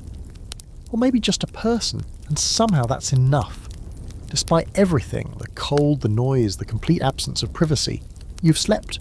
Not well, not deeply, but enough to momentarily forget that your mattress is stuffed with feathers that may or may not have been plucked during the reign of your grandfather. You wake up slightly crooked, with one arm numb and a strand of hair stuck to your mouth. The fire in the great hall has burned low, leaving behind only a nest of warm ash and a few valiant embers. Around you, bodies stir in the half-dark. Cloaks rustle, someone sneezes.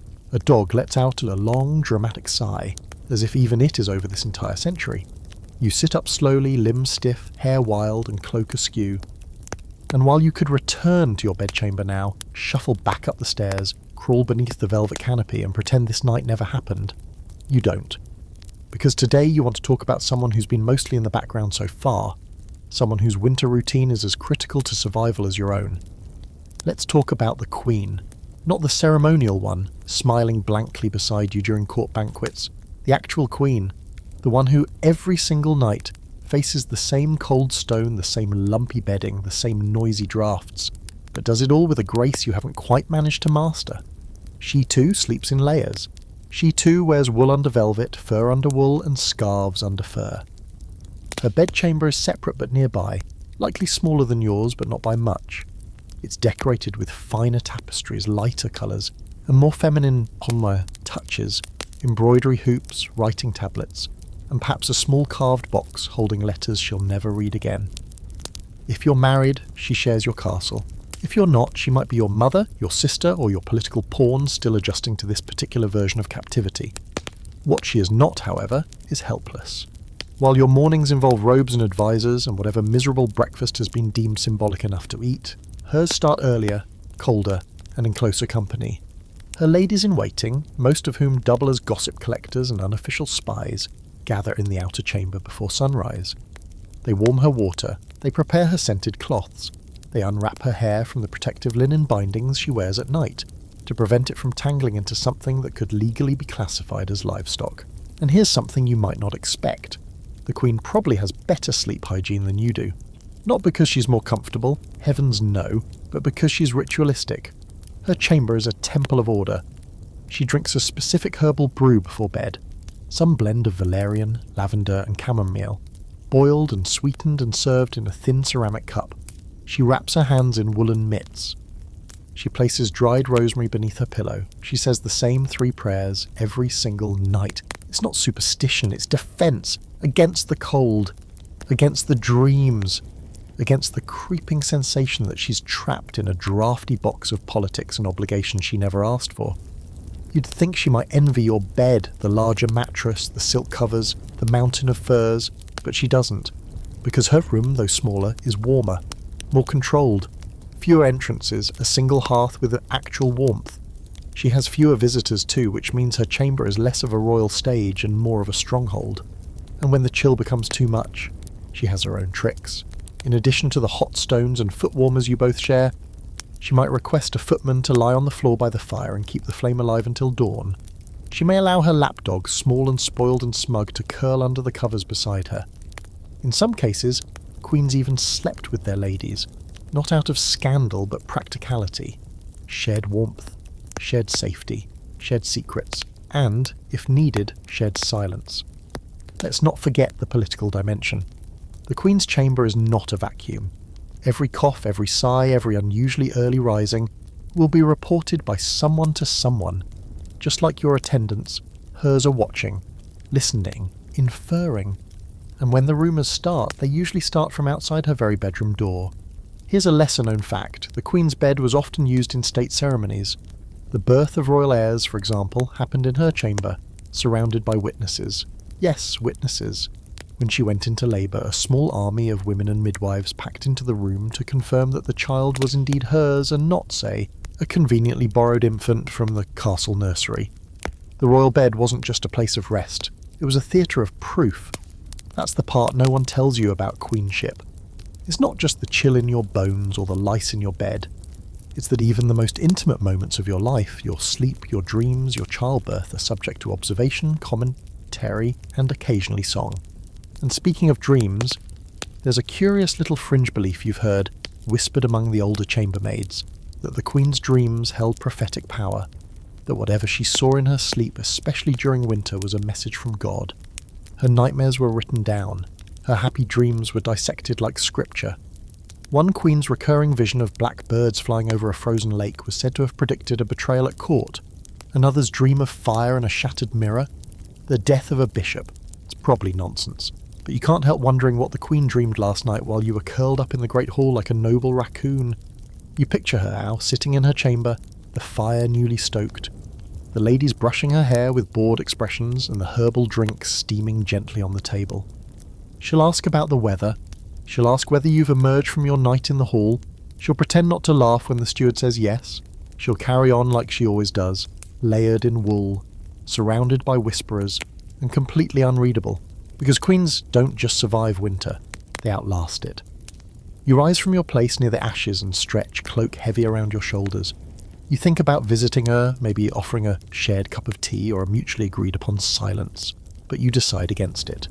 She doesn't need your company, not this morning, she's already awake, already warm. Already prepared for another day of smiling politely in a room where the cold never quite leaves. You're back in your own chamber now, not because you particularly wanted to return, but because you had to. Duty calls, and unfortunately it does so even when your feet are numb and your soul feels like it's been stored in the cellar overnight. The fire's been rekindled, poorly as usual, and someone has attempted to freshen up the room with a bundle of rosemary stuffed into a ceramic cup on the windowsill. It's a nice gesture, but the scent of old stone and wet wool still dominates, clinging to the air like a disappointed ghost. You stand in the middle of the chamber, arms crossed, letting your eyes scan the space with an expression that would get your servants executed in any good tragedy. And there, beneath the pale morning light trickling through the waxed linen window covering, you get the full picture of your surroundings. Not the royal trappings, not the gilded chest or the carved furniture, but the walls. The walls are thick, monstrously thick. 10 feet at least of locally quarried stone, hewn and stacked with a level of craftsmanship that would impress you more if it weren't currently causing your teeth to chatter. You place your palm flat against it. It's like touching the inside of a tomb. Cold, damp, completely unbothered by your rank. This is the paradox of castles, especially in winter. They were built to last, built to keep enemies out, fires in, and you alive long enough to regret your decisions. But while these thick walls are perfect for resisting siege weapons, they're utterly useless when it comes to keeping out the cold. In fact, they do the opposite. They store it. They absorb the chill like a sponge soaks up water, and then they slowly, lovingly release it into your bones. And the worst part? They never warm up. Not fully. You could keep a fire burning for 3 days straight and still feel a faint iciness radiating off the stone by your bed. The architecture, magnificent as it is, wasn't designed for comfort. It was designed for intimidation, impressiveness, survival. The fact that you're not comfortable in your own bedchamber is a feature, not a flaw. So you do what every sensible monarch eventually does in winter. You start finding ways to cheat. You direct your servants to hang another tapestry along the northern wall. Not for beauty, for insulation. It's a thick one, depicting some over-dramatic battle between mythical beasts, and it goes up with heavy iron hooks, draped like a woolen shield. You have furs layered across the floor as well, not rugs in the traditional sense, but animal skins, with tails and paws still attached in some cases, because nothing says cozy like sleeping on something that once had opinions.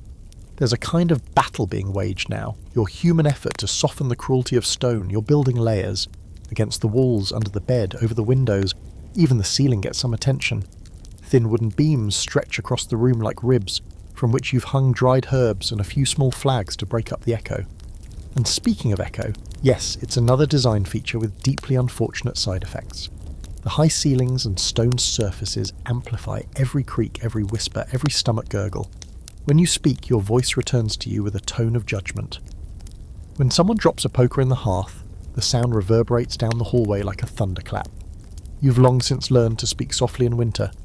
Not out of courtesy, but because shouting bounces back with the kind of authority that implies you've angered a deity. Now, not all rooms are created equal. Some were more insulated, more cleverly designed. In certain castles, the royal apartments were placed within the most protected part of the structure, the inner ward or the keep within the keep. But even these rooms, as grand as they may appear, suffer from the same core issue.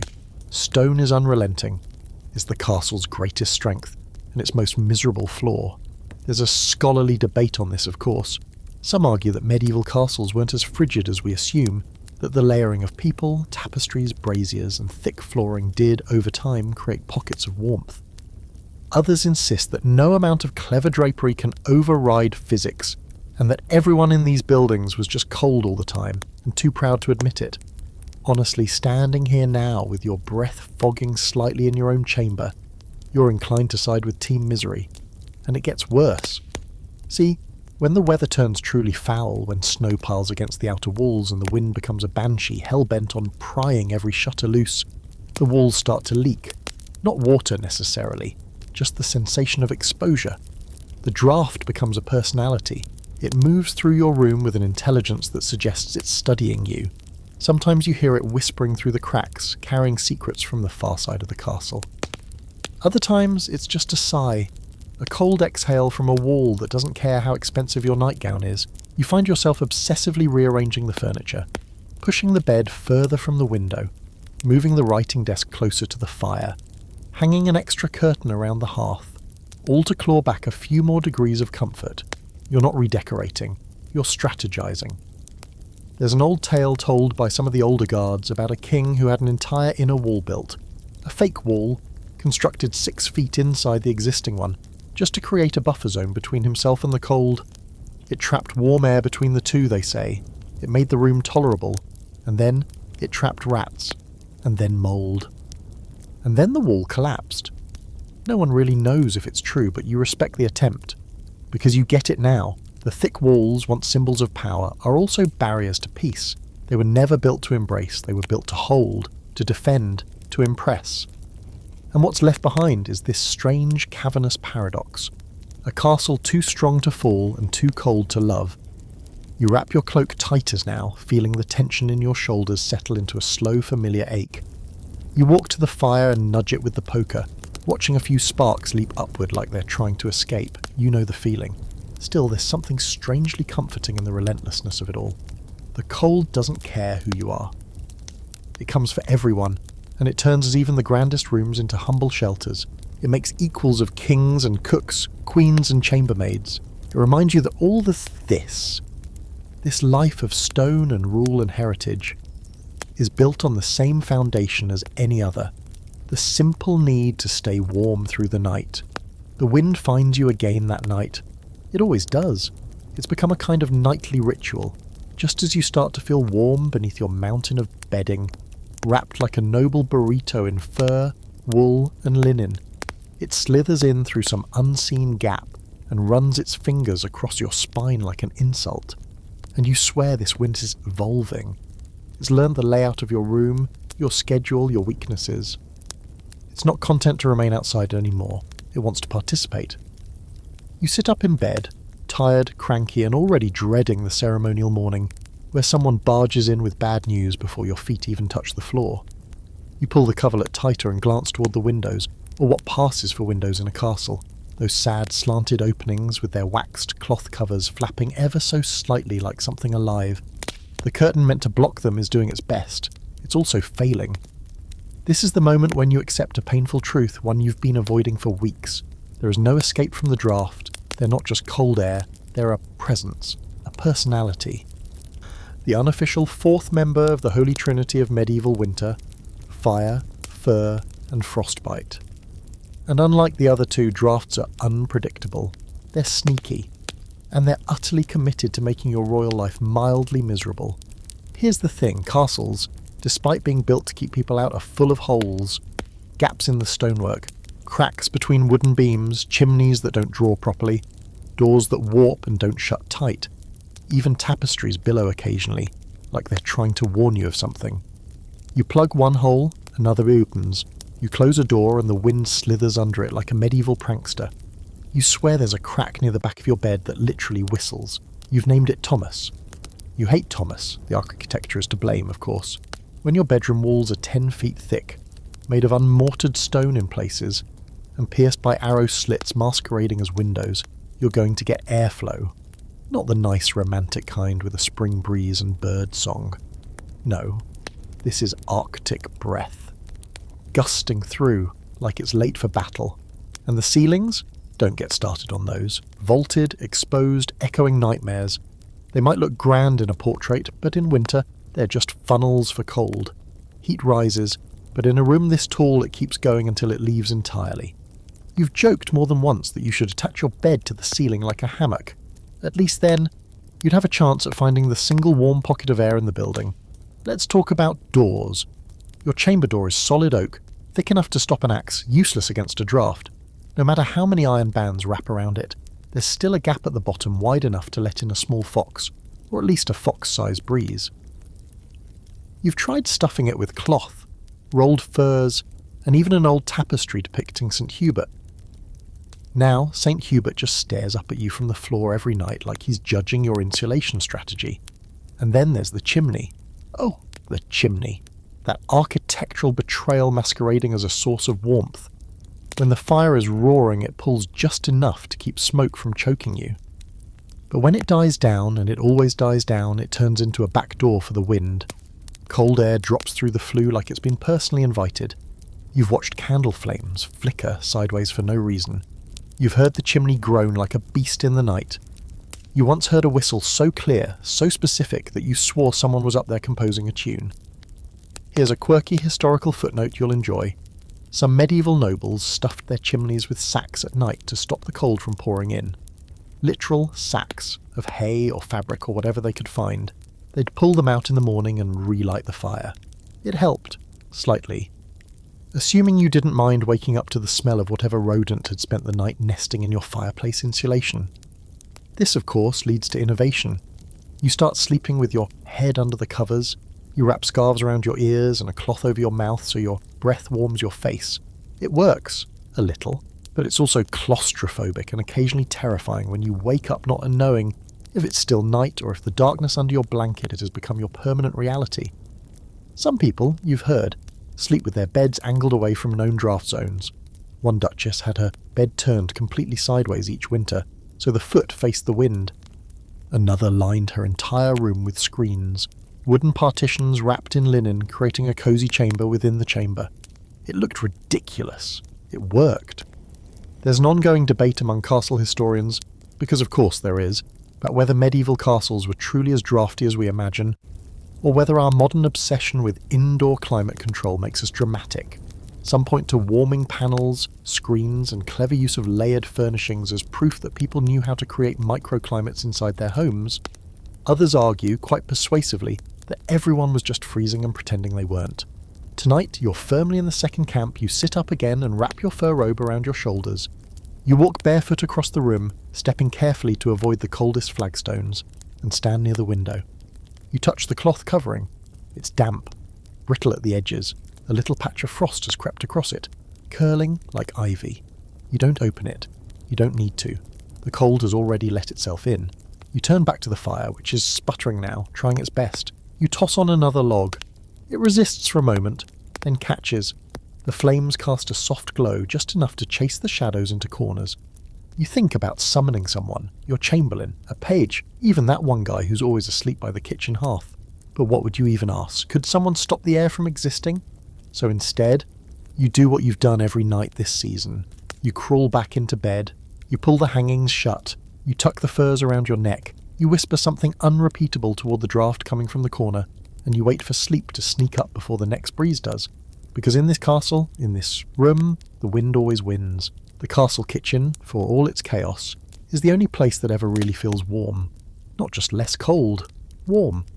You step into it one frosty morning with your cloak still wrapped tight and your breath forming tiny ghosts in the air, only to be hit by a wave of glorious buttery heat and the smell of something aggressively edible. Smoke, herbs, roasted meat. Something vaguely charred. It's a little like being hugged by someone who's also on fire. And frankly, you'll take it.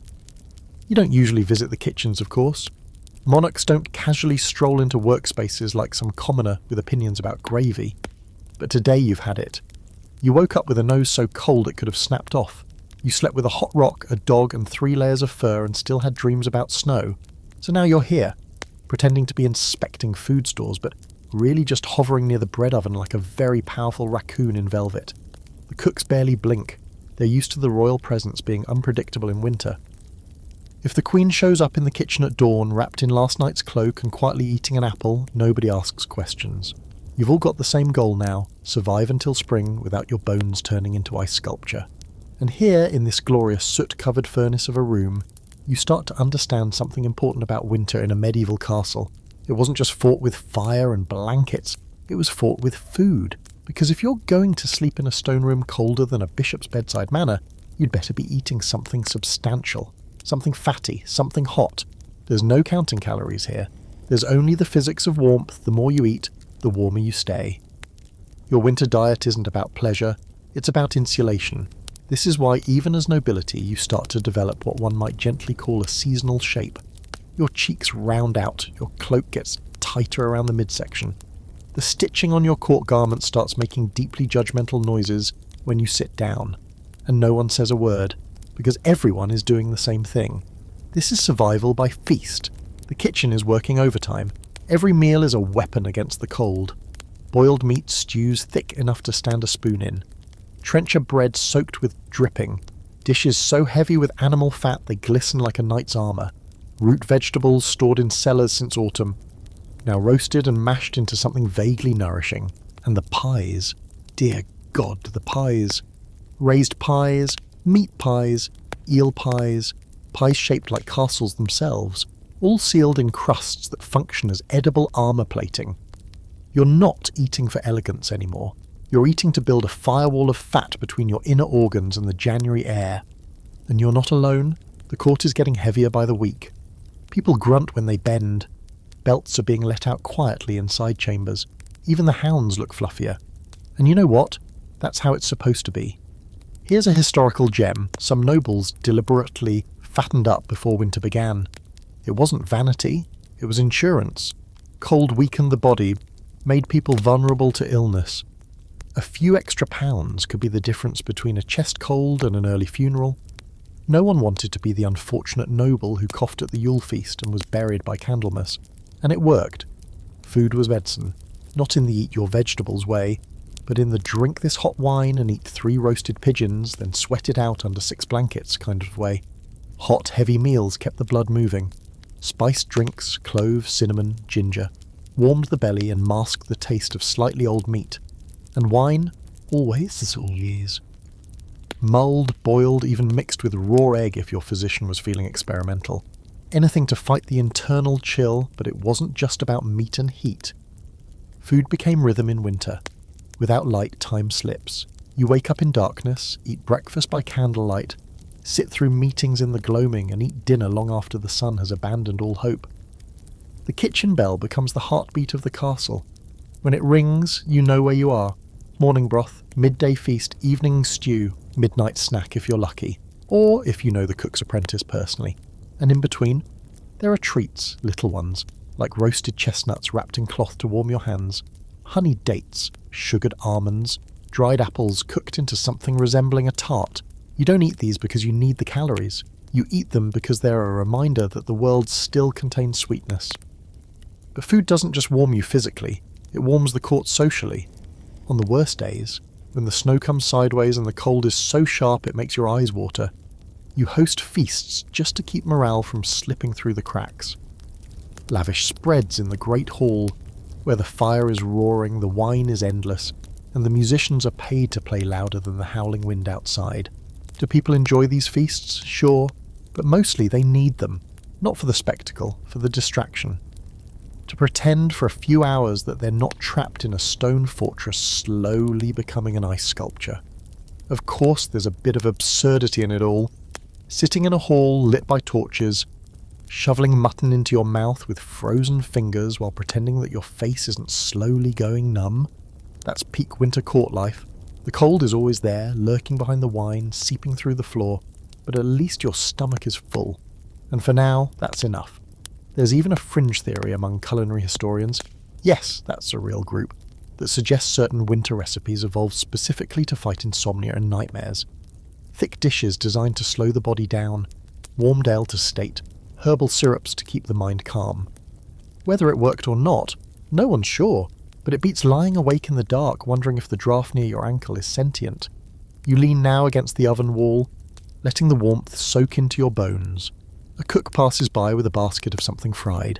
You take one without asking. It's hot, greasy, and exactly what you didn't know you needed. And for one brief moment you think, maybe winter isn't so bad. Then you step back into the hallway, and the cold slaps you across the face like it caught you smiling. No matter, you'll be back. The kitchen never judges. And the pies?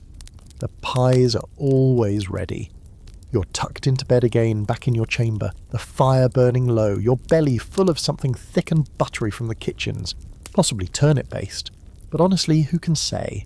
The mattress creaks as you shift under the weight of your layers. The fur coverlet is pulled up to your chin. The hot stone wrapped in linen is nestled at your feet like a sleepy pet, and the sounds outside have dulled to the occasional thump of wood on stone, and a muttered curse as someone, probably the steward, drops something heavy and inconvenient. You should feel warm, you should feel safe, but the wind is whispering again, and the chill is creeping through the fabric of the bed. Which means it's time to talk about bed hangings, those gloriously dramatic curtains that drape around your four-poster like a stage set for a play no one wants to be in.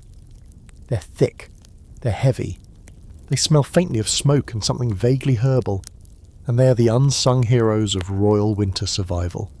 The first time someone closes your bed hangings for you, gently drawing the curtains around you, while murmuring, "Sleep well, your grace," you feel like you're being tucked into a mobile tent, a private chamber within a private chamber, a little velvet box separating you from the frost-covered world outside. It's cozy, kinda magical. You feel protected. Until about 4 minutes later, when you realise you've created the world's most luxurious coffin, and you may or may not suffocate if you breathe too deeply. Still, once the panic subsides and you adjust to the close air and the scent of old embroidery thread, you begin to appreciate what you're really sleeping in.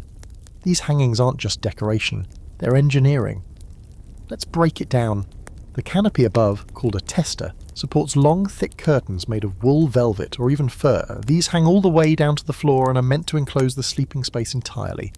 When drawn tight, they trap your body heat, keeping the cold out and the warmth in. In a room with no insulation and a fireplace that works about as well as a drunk blacksmith, bed hangings are your last line of defence. And they work. Sort of. Your breath warms the small space. The fabric blocks most of the drafts. You find yourself burrowing into your bedding like some noble woodland creature, slowly forgetting that the world outside the curtains is several degrees closer to glacier.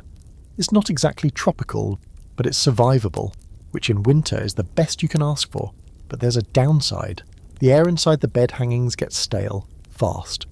You're lying there, wrapped in fur, breathing your own warmth, occasionally sticking your nose out for a gulp of fresh frigid air like a diver coming up from the depths. If you sleep with someone beside you, be it spouse, servant, or overly affectionate lapdog, the body heat doubles, yes, but so does the humidity. You wake up slightly damp and deeply confused, wondering whether you slept or simply slow-cooked. And then there's the noise. The curtains, thick as they are, muffle sound. That might seem like a benefit, but in a castle, silence is suspicious.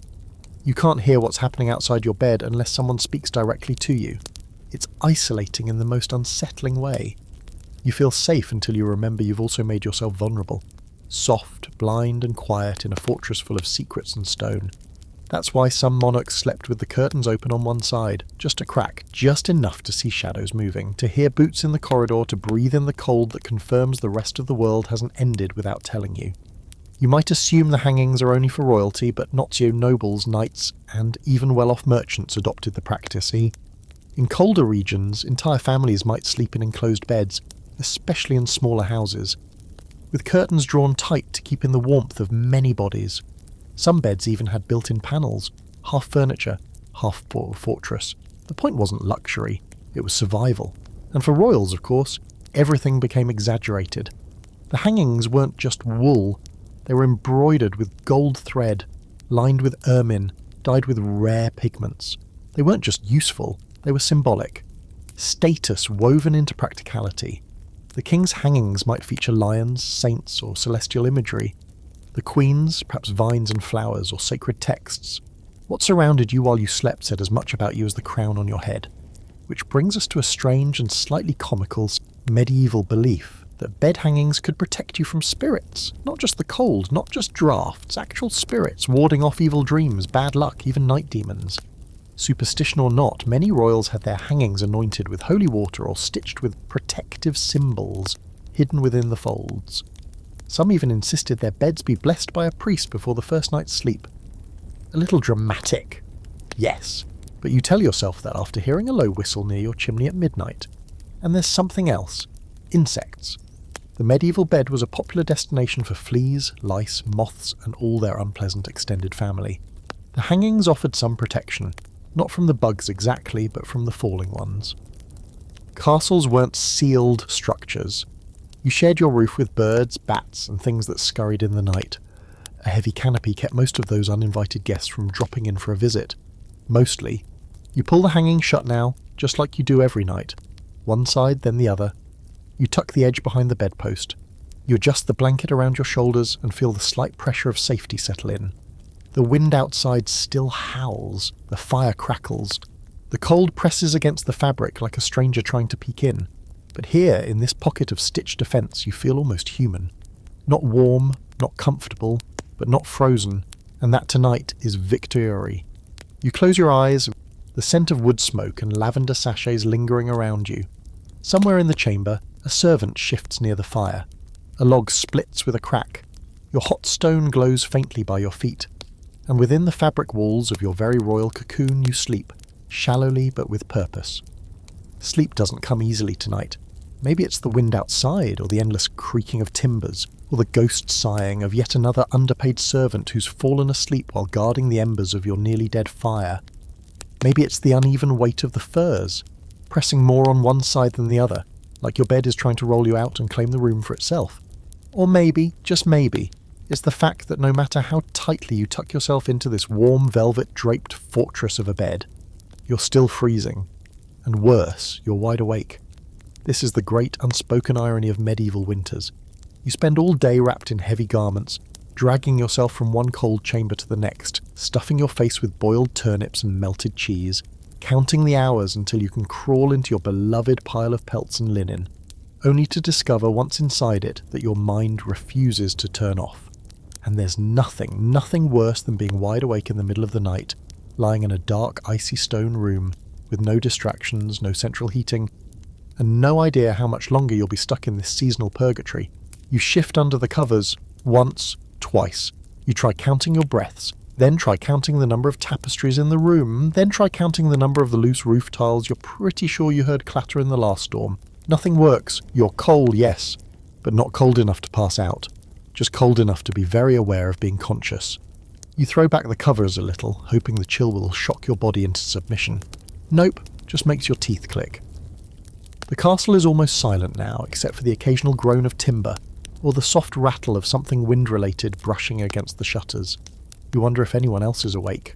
Probably. Insomnia isn't a modern affliction. It's an ancient, castle-wide epidemic. In fact, historical records suggest that medieval sleep was often broken into two phases. The first sleep and the second sleep. People would nod off after sunset, sleep for 4 or 5 hours, then wake up in the middle of the night, fully alert. For an hour or more, they'd lie in bed praying, thinking, writing, or even getting up to do light work. Tending fires, checking on livestock, reading scripture by candlelight. Then they'd fall back asleep until dawn. You hadn't planned on doing this, but here you are, wide awake in the between time.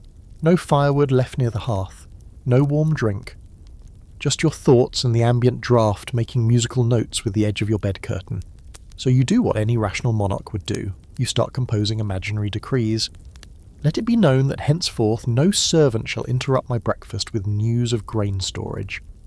Let it be decreed that bed pillows shall henceforth be stuffed evenly, or the steward shall sleep on stones for a fortnight. Effective immediately, the west-facing window will be sealed with bricks, anger, and goat's hair, as it has proven unfit for human cohabitation. It helps. A little. You smile faintly in the dark, even if the tip of your nose feels like it's halfway to becoming a historical relic. Here's a curious and surprisingly sad fact. Some medieval physicians believed that waking during the night was caused by cold vapours rising from the stomach. The logic was that poorly digested food, especially if eaten too late, could release vapours that travelled upward and interfered with sleep. The solution? Don't eat too much at supper, and definitely avoid wine or anything spiced, which, as you now realise, is precisely the opposite of what you've been doing for the last 3 weeks. Congratulations, you've been sabotaging your own sleep with goose fat and cinnamon. But not all scholars blamed digestion. Others blamed restless spirits, melancholy humours, or even proximity to ley lines and celestial misalignment. You consider, just briefly, that maybe your bed is on top of one such mystical highway, which would explain the recurring dreams about drowning in soup or arguing with a 3-headed monk. It's a theory. It has legs. Still, you're not quite desperate enough to summon the court physician. His remedy for sleeplessness last time was a mixture of boiled poppy, honey, and ground pearls. And while the pearls are clearly unnecessary, it's the poppy that worries you. You're not looking to sleep like the dead, just long enough to avoid snapping at your advisors tomorrow for breathing too loudly. So instead, you get out of bed. Not dramatically, just a slow, reluctant slide onto the icy floor, where your feet immediately regret all life choices. You pull your cloak around your shoulders and creep towards the fireplace, where the embers glow like old coals at the bottom of a forgotten oven. You poke them, they sigh, you add a few small pieces of wood from the emergency pile near the wall. The flames hesitate, then catch. The room brightens slightly, flickering shadows across the tapestry of St. Margaret and her aggressively smug lamb. You sit on the edge of the hearth now, warming your hands and feeling your back slowly unknot. And for the first time in hours, you start to relax. It's moments like this, simple, quiet, absolutely early, when the castle feels almost bearable. There's a kind of magic to the stillness, no advisors, no messages, no obligations, just you, the fire, and the ancient stones breathing around you. You feel small, but not in a bad way, in a calm way, like the world is enormous, and for once it doesn't need anything from you. Still, the fire can't last forever. Wood is limited, and the chamber will go cold again soon. You rise, a little more grounded, and return to bed. The sheets are cold now, of course, but you slip beneath them with the acceptance of someone who's fought the war before. The hangings close again, the fire cracks one last time, and your mind finally begins to soften. You don't fall asleep right away, but now you're ready for it when it comes, and that makes all the difference.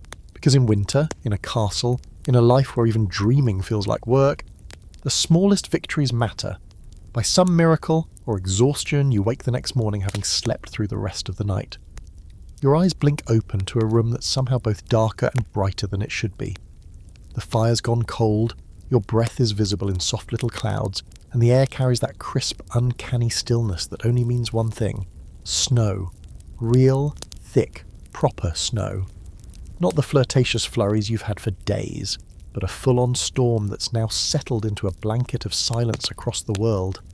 You groan, stretch, and immediately regret exposing any part of yourself to the air. The cold hits you like a slap from a disapproving archbishop. Your bed hangings are already rimmed with frost at the edges, tiny crystals catching the dawn light like malicious little diamonds. The stone floor, which you're now staring at from your cocoon of furs, has developed an actual shine. It's not decorative, it's just frozen. Welcome to Windsor Castle in January, otherwise known as the point at which even-out royalty starts to question their life choices. Windsor is beautiful in the snow in the same way an iceberg is beautiful, majestic, awe-inspiring, completely capable of ending you. The courtyard is buried. The towers are frosted. The windows, those tiny slits you've come to hate, are weeping condensation like they're mourning the idea of sunlight. You pull your bed hangings aside and stare for a moment at the grey sky outside. trying to decide whether it's worth leaving your bed today. Then someone knocks, because of course they do. It's your chamberlain, already flanked by 2 damp-looking servants carrying trays of something steaming. One mutters something about hot broth. The other is holding what looks like a cloth-wrapped rock. You don't ask. You don't need to. You simply grunt in response and make a vague royal gesture that either means thank you or go away. I am not yet emotionally equipped for this morning. The castle is doing its best to keep up. Fires are being lit in every room that will hold one. Torches burn all along the corridors to chase away the shadowy frost that creeps out from the corners. The staff has begun wearing gloves indoors. You've even noticed your steward, normally a brick of a man who once claimed to enjoy a bracing chill and now wears 2 cloaks and has stopped pretending that frostbite builds character. You emerge from bed in stages. First a foot, then a leg, then a moment of regret, then both arms, reaching out blindly for your robe, while one of the servants gingerly holds out a heated cloth, careful not to meet your eyes. You get dressed like someone trying to avoid offending the air around them. Slowly, cautiously, with increasing layers and decreasing dignity. Your woolen underlayers feel damp, even though they're dry. Your cloak, which is normally a fashion statement, now doubles as a shield. Your boots have been warmed by the fire, but the moment they hit the cold floor they turn sullen and rigid again. You dress like a nomad crossing the Alps, not a monarch ruling from a stone stronghold, and frankly you've stopped caring how ridiculous it looks. Because the castle is losing the fight. The hallways are slick with meltwater. Icicles have formed along the inner archways, dripping methodically like some kind of passive-aggressive water clock. A tapestry near the west window has gone stiff with frost. You pass it on your way to the chapel, and have to resist the urge to snap off a corner just to see what happens. But the chapel is the worst of all. A glorious stone cavern with high ceilings and stained glass so beautiful it makes pilgrims weep, when it's not actively trying to turn them into popsicles. The cold in the chapel is legendary. You've been here long enough to know the stories. Of candles that won't stay lit. Of priests who mutter the mass through chattering teeth. Of choirs who sing hymns with steam pouring from their mouths like holy dragons. You settle into your carved seat near the altar, flanked by attendants who look like they'd rather be anywhere else. You wrap your hands in your sleeves. The priest begins. His voice echoes against the stone walls with the sorrow of a man who knows he's losing the battle against thermodynamics. Somewhere behind you, someone coughs. The sound is wet, unsettling, and somehow muffled by fur. You know what's coming. The chapel is beautiful, yes, but it was not built with winter in mind. The stained glass windows let in the light, and all of the cold that comes with it. The floor, solid stone, pulls the heat straight out of your bones. There are no hangings here, no tapestries, just god architecture, and a large amount of frostbite. You try to pay attention to the sermon. It's probably about humility or gratitude or something deeply ironic considering the temperature. But your mind keeps drifting. Back to your bed, back to the fire, back to the way your chamber held the rock this morning like it was a sacred relic. You miss it. You miss the rock. Now here's a fun little historical morsel for you. Windsor was considered one of the more comfortable castles in winter. Not because it was warm, it wasn't, but because it had more fireplaces per room than most castles of the time. Yes, that was the bar for comfort. Not insulation, not glass windows, just more places to start a fire and hope it doesn't immediately betray you. But even with the extra hearths, winter was brutal, and everyone knew it. That's why you see more religious services, more prayers for endurance, more feasts laced with meaning, and salt and increasingly questionable boar-based dishes. It's not just about tradition, it's about holding morale together with meat and faith and firelight. You leave the chapel colder than when you entered. Your knees ache from kneeling. Your breath fogs in front of your face as you walk back toward the great hall. The snow outside has thickened, coating the windows in a soft blur. For a moment it's beautiful, quiet, even serene. Then the wind shifts, slams against the walls, and a cold draft races down the corridor like a reminder from the gods. You're not done yet, but you've made it through another morning, another January day. Windsor stands, the fires burn, and somewhere, someone's putting another pie in the oven. And tonight, you'll be back in your bed, surrounded by fur and clutching your loyal heated stone like it's the only honest thing in this kingdom. Because in a castle where even the chapel has icicles, survival is its own form of devotion. You'd think, being royal and all, you'd have the power to summon spring with a dramatic wave of your hand, or at the very least command the weather to dial it back a notch. But no, you may wear the crown, but winter doesn't care. The wind ignores your titles, the frost mocks your lineage, and the castle, ever loyal to stone over sentiment, continues to greet you each morning with the enthusiasm of a crypt. So one day, after a breakfast of bread so dry it doubles as masonry, you do the only thing left in your shrinking bag of tricks. You leave. Not forever, not even dramatically. You simply decide that you, the monarch, have endured enough of this frigid fortress, and it's time to go south for the winter. Again. Because despite all the layers and hearths and heated rocks, your nose has been numb since mid-December, and your morale is starting to resemble the firewood pile, mostly ash. Now, you're not alone in this decision. Royal winter migrations were a common strategy, part logistical necessity, part seasonal sanity check. You're not running away from your responsibilities. You're relocating your court to a less soul-crushingly cold corner of your realm. Somewhere with lower ceilings, smaller windows, walls that weren't designed to hold back Viking invasions. There's less royal progress and more strategic retreat. The announcement goes out to your court like thunder across a valley. Servants rush to pack trunks, advisors scramble to adjust schedules. Someone faints when they realise they'll have to load your entire winter wardrobe.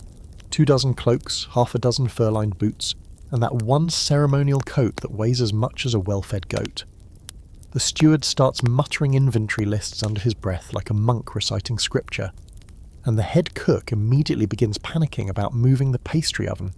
It's glorious and chaotic, because moving a royal household isn't just a matter of packing your favourite chair and slapping a "Do Not Crush" label on your mattress.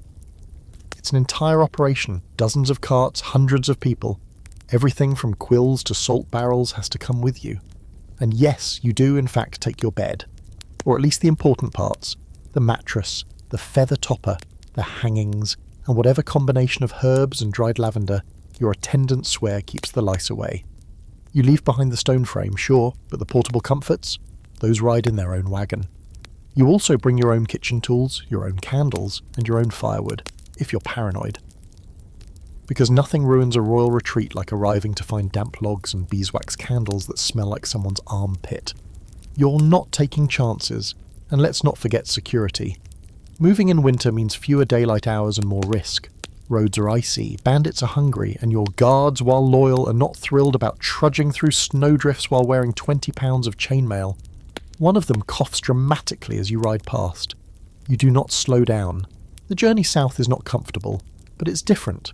And different, right now, is good. The air, while still cold, doesn't bite quite as hard. The sun, low and pale, glints off frost-covered fields. Villages appear like smudges of smoke on the horizon. You pass peasants bundled in wool and fur, bowing as your entourage clatters by. Children watch with wide eyes as the royal train moves like a wool-covered centipede across the frozen landscape. And somewhere around the third day, something miraculous happens. You can feel your toes again, not all the time, not without effort. But they're there, alive, responsive, no longer humming with that weird, half-dead tingle you've come to associate with castle life. Your shoulders drop. Your breath doesn't fog as much, and when you step into the receiving chamber of your southern manor, a cosy, stone-walled villa built more for comfort than defence, you almost weep with relief. The ceilings are lower, the hearths are wider, the windows, glass, actual glass, have small imperfections that make the world look wobbly, but at least they exist. The rooms are close together, the hallways short, and the firelight feels less like a desperate flicker and more like a warm embrace. You settle into your new chamber with a sigh, so long and dramatic that your lady-in-waiting looks mildly concerned. You unpack the bed hangings first, then the mattress, then the bedding, the lavender sachets, the herbs, the foot warmer, the ceremonial slippers, and, of course, the stone. Your chamberlain lights the fire and it actually draws properly. Within an hour, you're sitting in a room that is, dare you say it, temperate. Not warm, mind you. Let's not get carried away, but the kind of chill that makes you sigh, not shiver. The kind of cold you can tolerate because it doesn't feel personal. There's a historical note worth sharing here. Some monarchs planned these migrations with military-level precision. They'd spend weeks preparing the route, the stops, the weather contingencies. Some had multiple seasonal homes ready to receive them at any moment, each stocked with spare garments, books, religious items, and even favourite wines. And while it might seem excessive, Consider this. These retreats weren't about luxury, they were about function. A monarch who's freezing to death is not an effective monarch. And a court that can't sleep, think, or wash properly? Useless. You stay in the southern manor for as long as possible. Weeks, if you're clever. Months, if the roads stay bad enough to justify it. The court runs just fine from here. Messages arrive by courier. Advisors bring their complaints.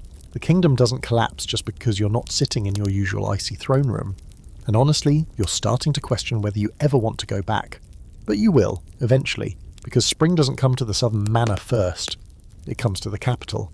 And when it does, people expect their ruler to be there, watching the thaw, blessing the crops, and pretending you enjoyed winter more than you clearly did. Still, for now, you pull the covers over your shoulders, breathe in the faint smell of wood smoke and dried herbs, and smile to yourself, because tonight, for the first time in months, you'll sleep without gloves on. And that feels dangerously close to luxury. Of course, just when you start to get used to the not terrible life of wintering in a more southern manner, when you're finally able to move your toes at will and sleep without dreaming of snow collapsing the roof, you're reminded that no amount of strategic retreat can protect you from the less glamorous reality of all sorts of medieval life. Chief among them, the chamber pot. Yes, we have to talk about it. Because it's midnight and you've just woken up needing to answer nature's call, and now you're facing a choice so existential it deserves its own philosophy lecture. Do you stay warm and suffer, or get up and risk freezing your internal organs? Let's be clear, indoor plumbing isn't a thing yet. You're not summoning a butler to guide you to a porcelain throne in a heated hallway. No, you're reaching carefully, blindly, for the chamber pot stashed somewhere near the side of the bed. If you're lucky, a servant placed it thoughtfully within reach before retiring. If not, you'll be crawling across cold stone with the urgency of someone who knows what happens if they slip on a frost patch in the dark. Now, this pot is not glamorous. It's ceramic, or sometimes metal, often with a lid. Though that doesn't really help the smell, winter, it becomes its own kind of monster. Because let's not sugarcoat it, everything in it freezes. That's not a metaphor, that's not colourful exaggeration. That's the literal reality of castle life in the depths of January. You relieve yourself, shivering, hunched over like a tragic character in a very specific genre of opera, and listen as the contents begin to crackle. Not steam, not hiss, crackle. Like your dignity is being slowly sealed in a thin layer of ice. Once finished, you face the next dilemma: what to do with it. During the day, a servant would take it away, empty it into the garderobe chute or the castle latrine, rinse it out with water hauled from the nearest well or kitchen, and return it to its corner without making eye contact. But at night, in a manor or castle closed up for warmth and comfort, that pot's not going anywhere until morning. So you place it very gently back in its spot and pretend it's not there. You crawl back into the bed, avoiding the side closest to it, and pull the furs up like they might also shield you from psychological trauma. And here's the fun part. Even royalty didn't escape this little frostbitten ritual. Sure, you might have a gilded pot, maybe it's embossed with your family crest. Maybe the lid has a little carved lion or an angel offering a look of quiet encouragement. But at the end of the day, it's still a container for human business, and it still turns into an ice sculpture if the fire dies down. Of course, some wealthier or more particular monarchs had what were called close stools, essentially fancy chairs with a pot built into them. Concealed under a lid and often surrounded by curtains or screens. These were considered more dignified, though that dignity quickly vanished once you sat down on one in January and realised the seat was colder than betrayal. Unless someone had warmed it with coals beforehand. And no, that's not a job you'd want to assign lightly. You're in for a very unpleasant surprise. Now there is a story, fringe, possibly apocryphal, but too good to ignore, of a French queen who had a bedchamber commode fitted with its own small brazier underneath, designed to keep the contents from freezing and the experience marginally less horrific. Naturally, the entire contraption caught fire one night, nearly setting the castle ablaze and sending half the court running barefoot into the snow. The lesson? Fire and waste don't mix, or perhaps don't get too clever with a medieval convenience. And while we're deep in the subject, let's talk about the garderobe, the castle's version of a bathroom. Picture a small stone chamber built along the outer wall, usually with a wooden bench and a hole that emptied into a pit, or, if you were very fortunate, directly into the moat. In theory, this was a private, functional space. In practice, it was an architectural apology with zero warmth, zero ventilation, and and absolutely no joy. The garderobe was freezing, always. The walls let in wind from every direction. The seat was often so cold you'd need a moment afterward just to remember how legs work. And the smell... Imagine several generations of regret condensed into one damp corner. You didn't go there unless you absolutely had to. And even then you took a candle, a friend and a prayer. So yes, most of the time you'd use the chamber pot instead. Even in royal circles, especially in royal circles, because the simple truth is, winter reduces everyone to their most basic needs: warmth, food, and somewhere to go that doesn't feel like being punished by nature itself. You try not to think about this as you lie in bed, staring at the underside of your canopy, now fully aware that the pot is still sitting just out of sight like some malevolent chamber ghost. You shift your feet away from its general direction. You briefly consider getting rid of it altogether, before remembering how far away the garderobe is and how cold that corridor feels at 2 a.m. Sleep does not return easily. You're warm, yes, but now you're haunted by the knowledge that even in this beautiful firelit chamber, there's a frozen pot of bodily evidence sitting quietly in the corner. A reminder that no matter how regal your surroundings, some things are simply inescapable. By morning, the fire has gone cold again, the frost on the windows has thickened into delicate leaf patterns, and the pot, faithful Bourne's terrible pot, is still there. A servant arrives to remove it, handling it like one might a sacred relic or a very angry animal. You nod in silent gratitude and then immediately pretend you've never seen it before in your life. It's gone. You're free. Until tonight. Because in a medieval castle you can escape a siege, a scandal, even a dinner with the bishop, but you can never escape the chamber pot. By now you've come to terms with the fact that the castle is cold, the bed is bearable, the fire is moody, and the chamber pot is forever your nemesis. But winter in a medieval castle comes with one more charming feature. You're going to get sick. Not, I've got the sniffles sick. Not, I'll sleep it off sick. No, this is deep winter, castle trapped, breathing in cold stone air, eating too many pies kind of sick. The kind that arrives slowly, like an insult from the gods, and lingers long enough to make you wonder whether your blood has just accepted that it's now soup. It starts, as always, with a cough. Just a little one. Dry, harmless. You ignore it. You wave it off when your steward raises an eyebrow. It's just the cold air, you say, or the draft, or the suspicious damp patch near your fireplace, or the fact that the same scarf you've been wrapping around your throat for 2 months probably hasn't seen a wash basin since the last royal coronation. Whatever. You're fine, you're not. The cough comes back that night, louder, wetter. You wake up in your bed with your chest tight and your nose attempting a full-blown insurrection. Your face is hot, your feet are freezing, and your bones feel like they've been replaced with damp firewood. The fire's dead, the chamber pot is there, and you've now entered the elite club of medieval monarchs with a winter illness. Welcome. It's as exclusive as it is miserable. Now, if you're lucky, and let's pretend you are, it's just a cold. A real one. The kind that makes your voice gravelly and your patience disappear. But if you're unlucky, oh, you've got options. A respiratory infection, a sinus infection, bronchitis, though no one's calling it that. Maybe catarrh if your physician is feeling scholarly. If they're dramatic, the winter humours. Either way, you're going to be spending a lot of time in bed, under too many blankets, sweating and freezing at the same time, surrounded by worried servants and an apothecary who smells like pickled wood. The royal medicine cabinet is colourful. There's no Tylenol, no antibiotics. No, take 2 and call me in the morning. Instead, your physician arrives with all the seriousness of a man about to guess wildly and pretend it's science. He feels your forehead, listens to your breathing, pokes your ribs, then solemnly declares that your humours are unbalanced. This you already knew because you're lying in a velvet cocoon feeling like death warmed over. Literally warmed over. With a hot stone. He prescribes a series of treatments, none of which sound even remotely comforting. First, a warm posset. That's milk, wine, sugar, spices, and sometimes egg yolk, boiled into a thick, vaguely medicinal sludge. You sip it while trying not to gag. You fail. Next, herbal steam. The servants bring in a copper bowl of hot water and dump herbs into it. Lavender, sage, maybe thyme, and then they throw a cloth over your head and tell you to breathe deeply. It's like being trapped in a swamp that's also a salad. Your nose runs, your eyes sting, and you start to suspect that this is more of a test than a cure. Then comes bloodletting. Your physician mentions it gently, like someone offering you a second helping of turnips. Just a small amount, he says, to relieve pressure and balance the spleen. You stare at him with the quiet rage of someone whose spleen would very much like to remain unpunctured. You decline. He nods, scribbles something in his ledger, and mutters to your chamberlain that you'll regret it by nightfall.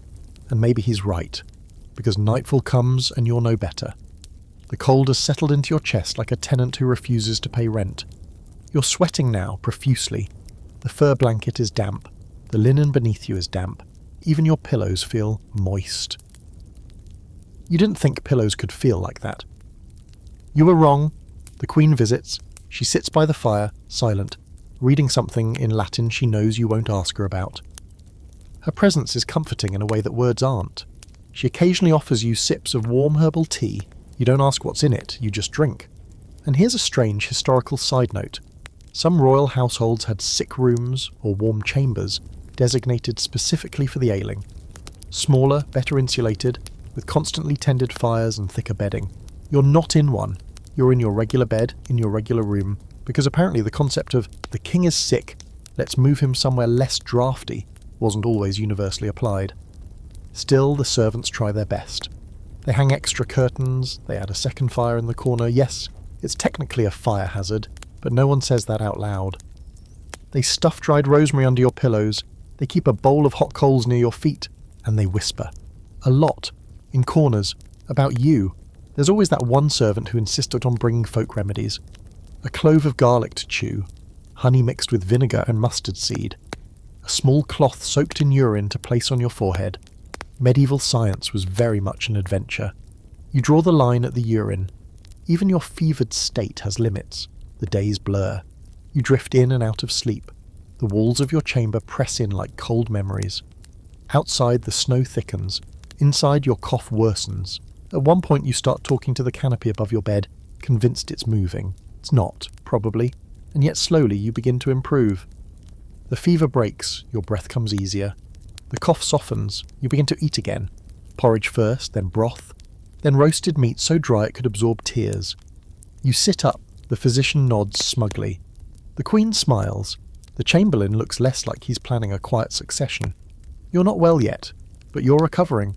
And for a brief moment, years as you sip your third posset of the day and watch the fire flicker against the damp stone, you realise that this is what royal survival really looks like. Not grandeur, not power, just managing to stay alive, one steaming cup of vaguely medicinal nonsense at a time. Because in a castle where the walls are cold, the air is dry, and the physicians are terrifyingly enthusiastic about leeches, recovery isn't just healing, it's rebellion. You're finally well enough to move around the chamber again without wheezing like a dying bellows. The fever's gone, the worst of the coughing has receded to the occasional theatrical hack, and someone has laundered your sweat-drenched bedding without making eye contact. The fire's been burning all day, the draught near the window is only moderately aggressive, and your head no longer feels like it's full of warm broth. You should feel grateful, victorious even, and you do, mostly, but there's still something missing. A presence, a weight, a warmth. That's when you realise your dog is gone, or your cat, or your monkey, or, in the case of one rather eccentric royal cousin, a small pig named Millicent. Whatever your personal preference, the truth is this. Pets in medieval castles weren't just companions. They were bed warmers, living, breathing, occasionally snoring hot water bottles with fur. You call for your spaniel, small, fuzzy, probably underfoot somewhere, and entirely disinterested in your title, unless it comes with bacon. When he doesn't appear, you send a servant to fetch him.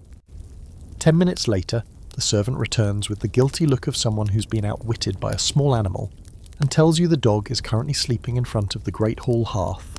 On your chair, with your gloves, you allow it, because you need him desperately, not just for the comfort, but for the body heat. See, the bed hangings help, the fire helps, the mountain of furs and the recently dried linen and the third pair of wool socks certainly help. But nothing quite matches the gentle, reliable warmth of a pet curling up next to you. Especially at night, when the temperature drops with all the subtlety of a guillotine, and your own body heat is simply not enough. And this isn't just royal whimsy, this is documented history. Monarchs, nobles, clergy, everyone with the means kept animals close in winter. Cats nestled into foot chests, dogs curled beneath beds, birds roosted on high beams near the fire. And yes, there are accounts of noble ladies keeping lapdogs not just for companionship, but because they were perfectly sized for warming the feet. You've even heard whispers of falcons brought indoors, tethered and hooded, perched near the fire like very judgmental statues. But that's pushing it. Birds are many things. Space heaters? They are not. Eventually, your dog is returned to you, carried in the arms of a page who looks like he's been through a minor battle, and plopped gently onto your bed. The dog blinks up at you, yawns dramatically, and proceeds to turn in a full circle 3 times before settling beside your legs. Within minutes you can feel the warmth radiating from him, like divine mercy. It's better than any hot stone, and unlike the stone, he won't cool down unless he dies, which frankly is an improvement. Of course, it's not all cosy bedtime snuggles. Pets in a medieval castle were wild cards, untrained mostly, spoiled definitely. Your dog snores, loudly. He also kicks in his sleep. He barks at shadows. He once stole a piece of roasted duck off your plate during a diplomatic dinner and promptly threw it up behind the tapestry. And yet none of that matters now, because tonight your toes will be warm, and it's not just dogs. You've seen cats do it too. Slipping between the bed curtains like furry ghosts, pressing their weight against your calves, purring in that hypnotic rhythm that seems to say, I am allowing you to exist in this space for now. They kill the mice, they warm the feet, they shed like demons. It's a fair trade. You think back to a story your aunt used to tell about a queen who slept with 2 greyhounds, a cat, and at one point a squirrel that had been trained to retrieve dried fruits. The squirrel didn't last. But the sentiment remains. Animals were part of the strategy, and it makes sense. In a world without radiators, without electric blankets, without the luxury of central anything, you use what you have. And if what you have is a room that leaks cold air from 17 different directions and a dog that radiates 101 degrees of pure lazy heat, that dog becomes essential. In fact, you're starting to think he deserves his own title, Lord Warmington, Baron Fluff. But not everyone in court sees it the same way. There are those who frown upon pets in the royal bed, who think it's unbecoming, improper, potentially unhygienic. These are usually the same people who believe bathing once a fortnight is excessive and who use vinegar as a deodorant. You don't trust their opinions. You do, however, accept that the line between bed warmer and public nuisance can get fuzzy, literally. Once, a guest's terrier managed to steal a roasted capon right off the banquet table, causing a minor diplomatic incident with a visiting knight from Aragon. Another time, someone's cat gave birth in the Queen's slipper. But even then, no one actually got rid of their pets. They just started blaming each other more creatively. There's even a slightly odd theory floating among castle servants that animals in bed protect you from spirits. Not just warmth, supernatural insulation. Something about fur and loyalty creating a barrier that wards off nightmares and the chill that rides the air at midnight. You're not sure you believe it. But on the night your dog growled into the corner of the room and refused to sleep, you didn't sleep either. Tonight, though, he's peaceful. His breathing is slow, steady. The fire burns low, casting soft shadows across the room. You pull the covers up, the dog shifts just slightly, and your feet are encased in the kind of warmth that only a living creature can provide. Not perfect, not fire-hot, but enough. Just enough to push you over the edge into sleep. And as your eyes drift closed, you find yourself murmuring a quiet royal thank you. Not to the servants, not to the fire, to the dog. Because in the middle of a freezing winter, inside a stone fortress with a questionable chimney and a traitorous chamber pot, sometimes your greatest ally is the one who snores at your feet. By now, you've got your winter rhythm down. Wake up, shiver, get dressed while muttering threats at inanimate objects, warm your feet against your dog, survive the day with liberal application of hot broth, thick pork socks, and quiet despair. But as the days stretch on and the cold refuses to take a hint, you start to notice something strange. You're developing a relationship with your clothes, a deep emotional one, possibly romantic. Because in a medieval winter, clothing isn't just fashion, it's armour. Not against swords, but against the creeping, bone-aching, life-questioning cold that seeps through castle walls like a tax collector in silk slippers. It starts with wool. Always wool. The miracle fabric of the age. You wear it as a base layer, thick, scratchy, and eternal. Woolen hose cover your legs, a tunic over that, then another, and sometimes a third. You add a padded undercoat, usually linen stuffed with more wool or occasionally old feathers, or, if things are truly dire, the tears of overworked tailors. Over that comes the real magic, fur. You didn't appreciate fur until now. You used to think of it as something nobles wore to look important in portraits. Ermine-lined this, sable-trimmed that. But winter has taught you better. Fur is not a luxury, it's a coping mechanism. Your cloak, once a symbol of regal elegance, is now a full-body survival device. It's lined with fox, or maybe rabbit. You don't ask too many questions anymore. As long as it wraps around your body and blocks the wind that howls through the west corridor like a bored banshee, you'll wear it without complaint. And then there are the accessories. Layered gloves, thick boots, hoods that make you look like a medieval mushroom. Even your crown on particularly cold days gets lined with a thin bit of velvet because royalty means nothing when your forehead is radiating heat like a lantern in the fog. There's a story about a prince who froze his ears off riding to a feast in January because he refused to wear anything that would compromise the silhouette of his hat. You've decided not to be that prince. The queen, ever the genius of strategic dressing, has perfected the art of layering. She wears fur-lined sleeves, multiple gowns, and a woolen chemise that is so finely woven it can barely be seen, but provides insulation like a loyal friend. She once whispered to you between sips of warm wine that she sleeps in her underlayers just to avoid getting undressed at night. You nodded. It was one of the most intimate conversations you've ever had. Now you might be wondering, what about silk? Surely royalty swans about in shimmering robes and jewel-toned finery? Well, yes, in summer, or when posing for a tapestry. But in winter, silk is a joke, a betrayal, a frozen sheet of bad decisions. Unless it's layered between wool and fur, it does nothing but cling to your shivering limbs like an expensive ghost. That said, some nobles still try. There's always one at court who refuses to acknowledge the laws of nature and insists on appearing at dinner in a sleeveless brocade doublet, shivering violently while pretending that the air invigorates him. He is lying. He will catch a cold. He will spend the next week wrapped in bedclothes while his steward blames the food. There's a fringe historical theory, half serious, half delightful nonsense, that some layers weren't meant just for warmth, but for showing off the ability to wear them. Like, look how many clothes I can afford. Look how many layers I can carry without collapsing. I'm both wealthy and structurally sound. Which, honestly, is kind of relatable. The servants have their own methods, of course. Fewer layers, more movement. They keep warm by doing things which you admire from a distance.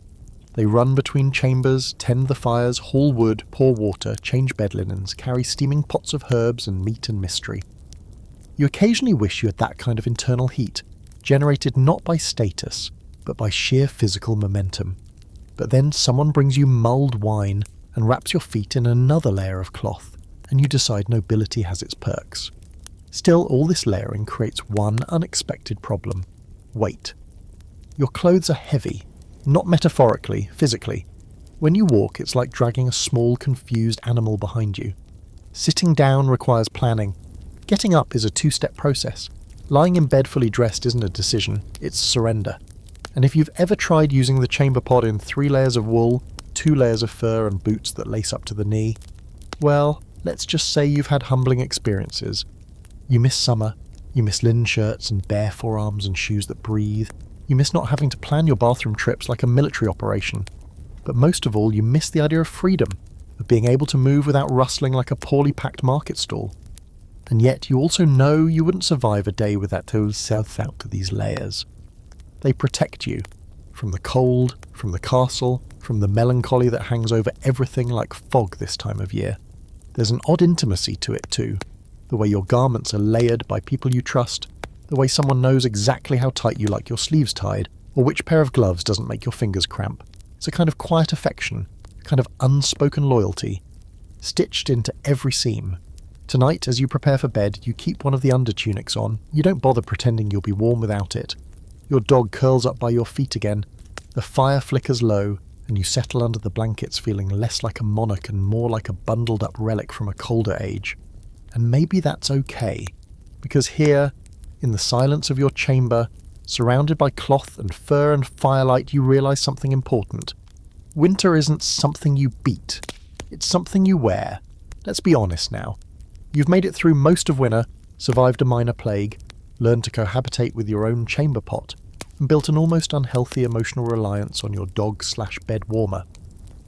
But now, as you sit beside your fire, sipping tepid wine and watching the frost twitch on the edge of the window frame like it's considering a comeback, a question slowly begins to curl its way into your thoughts, like smoke from damp firewood. Would you have actually survived this? Not, could you have ruled effectively, or could you have looked regal in furs? We're talking bare minimum here, the raw shivering truth. If someone dropped you into this castle, in this season, with this cold pressing against your joints like unpaid debts, could you make it through an entire medieval winter without dying, losing your mind, or just dissolving into a puddle of snot and sadness? Let's take inventory, shall we? You've got the basics: fire, food, fur, a relatively faithful court, and a room with 4 mostly functional walls. That's more than most people in the kingdom.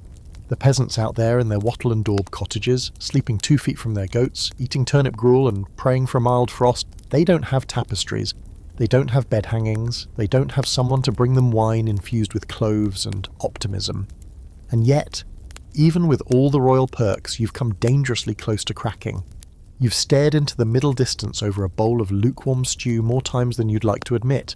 You've debated whether it's worth getting out of bed to find more firewood, or if freezing with dignity is a more efficient option. You've been followed by your own breath like it's a ghost with unresolved issues.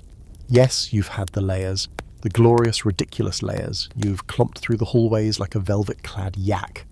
You've slept in your clothes, bathed once in a basin the size of a hat, and learned how to use a chamber pot without removing more than 2 garments. And even with all that effort, your toes have spent entire days feeling like rumours of themselves.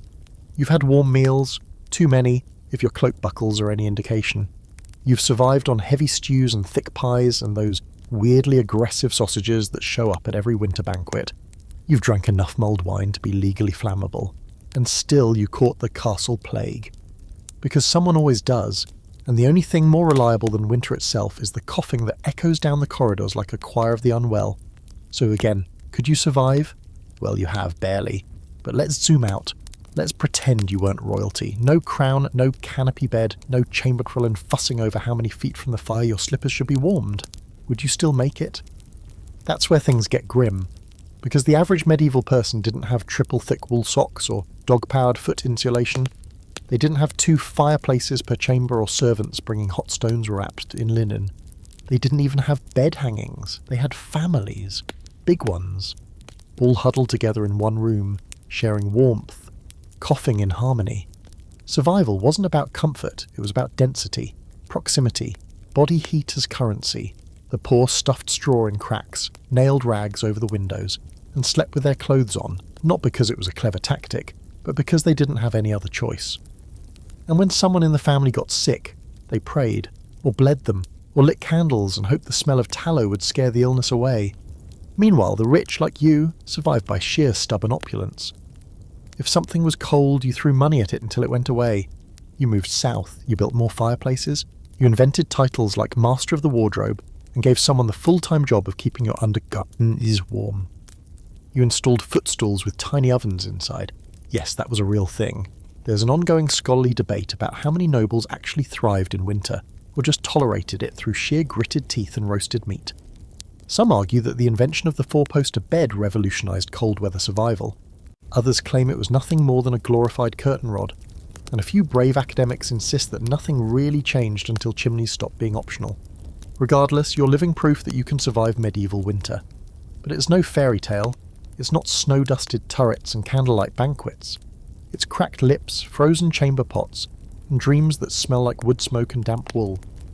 It's waking up every morning with your breath visible and a dog on your feet, wondering if today will be the day your wine freezes in the goblet.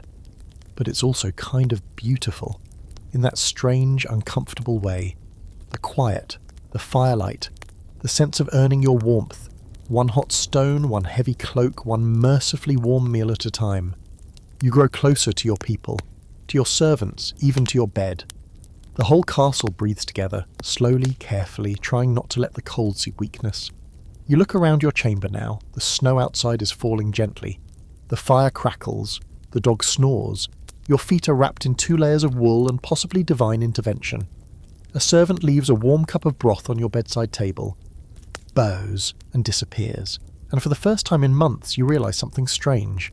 You're not cold, not warm exactly, but not cold. And after a winter in a medieval castle, that feels like a kind of victory. And now, as the last embers sink low into the hearth and the final frost of the season melts from the corners of your lead glass window, you lie back in your bed and breathe in the slow, quiet calm of survival. You've done it. Winter is loosening its grip. The snow outside is softer now, dripping gently from the eaves, the wind more whisper than wail. Somewhere in the distance a servant coughs. Not the death rattle kind, just the end of winter. I've had enough of this kind. And you smile. It's strange, really.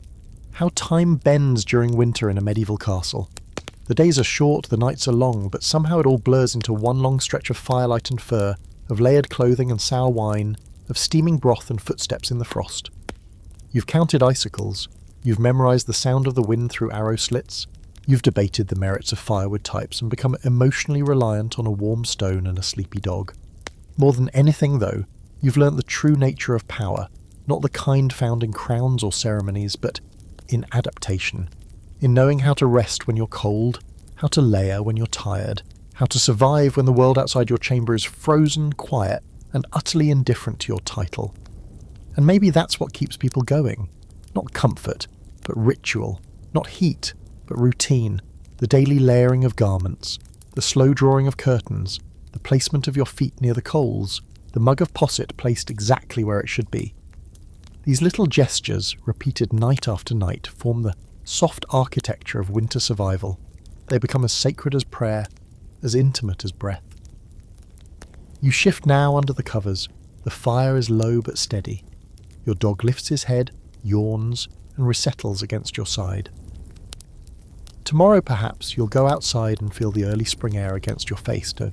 Perhaps you'll stand on the battlements and watch the snow retreat from the hills. Perhaps you'll declare, quietly to yourself, that winter has been conquered. But not tonight. Tonight, you stay here, in your quiet chamber, in your quiet castle, in your very warm bed. The curtains are drawn, the world is still, and your heartbeat, slow and steady, echoes through the folds of wool and fur like a lullaby. You made it. You survived. Sweet dreams, Your Grace.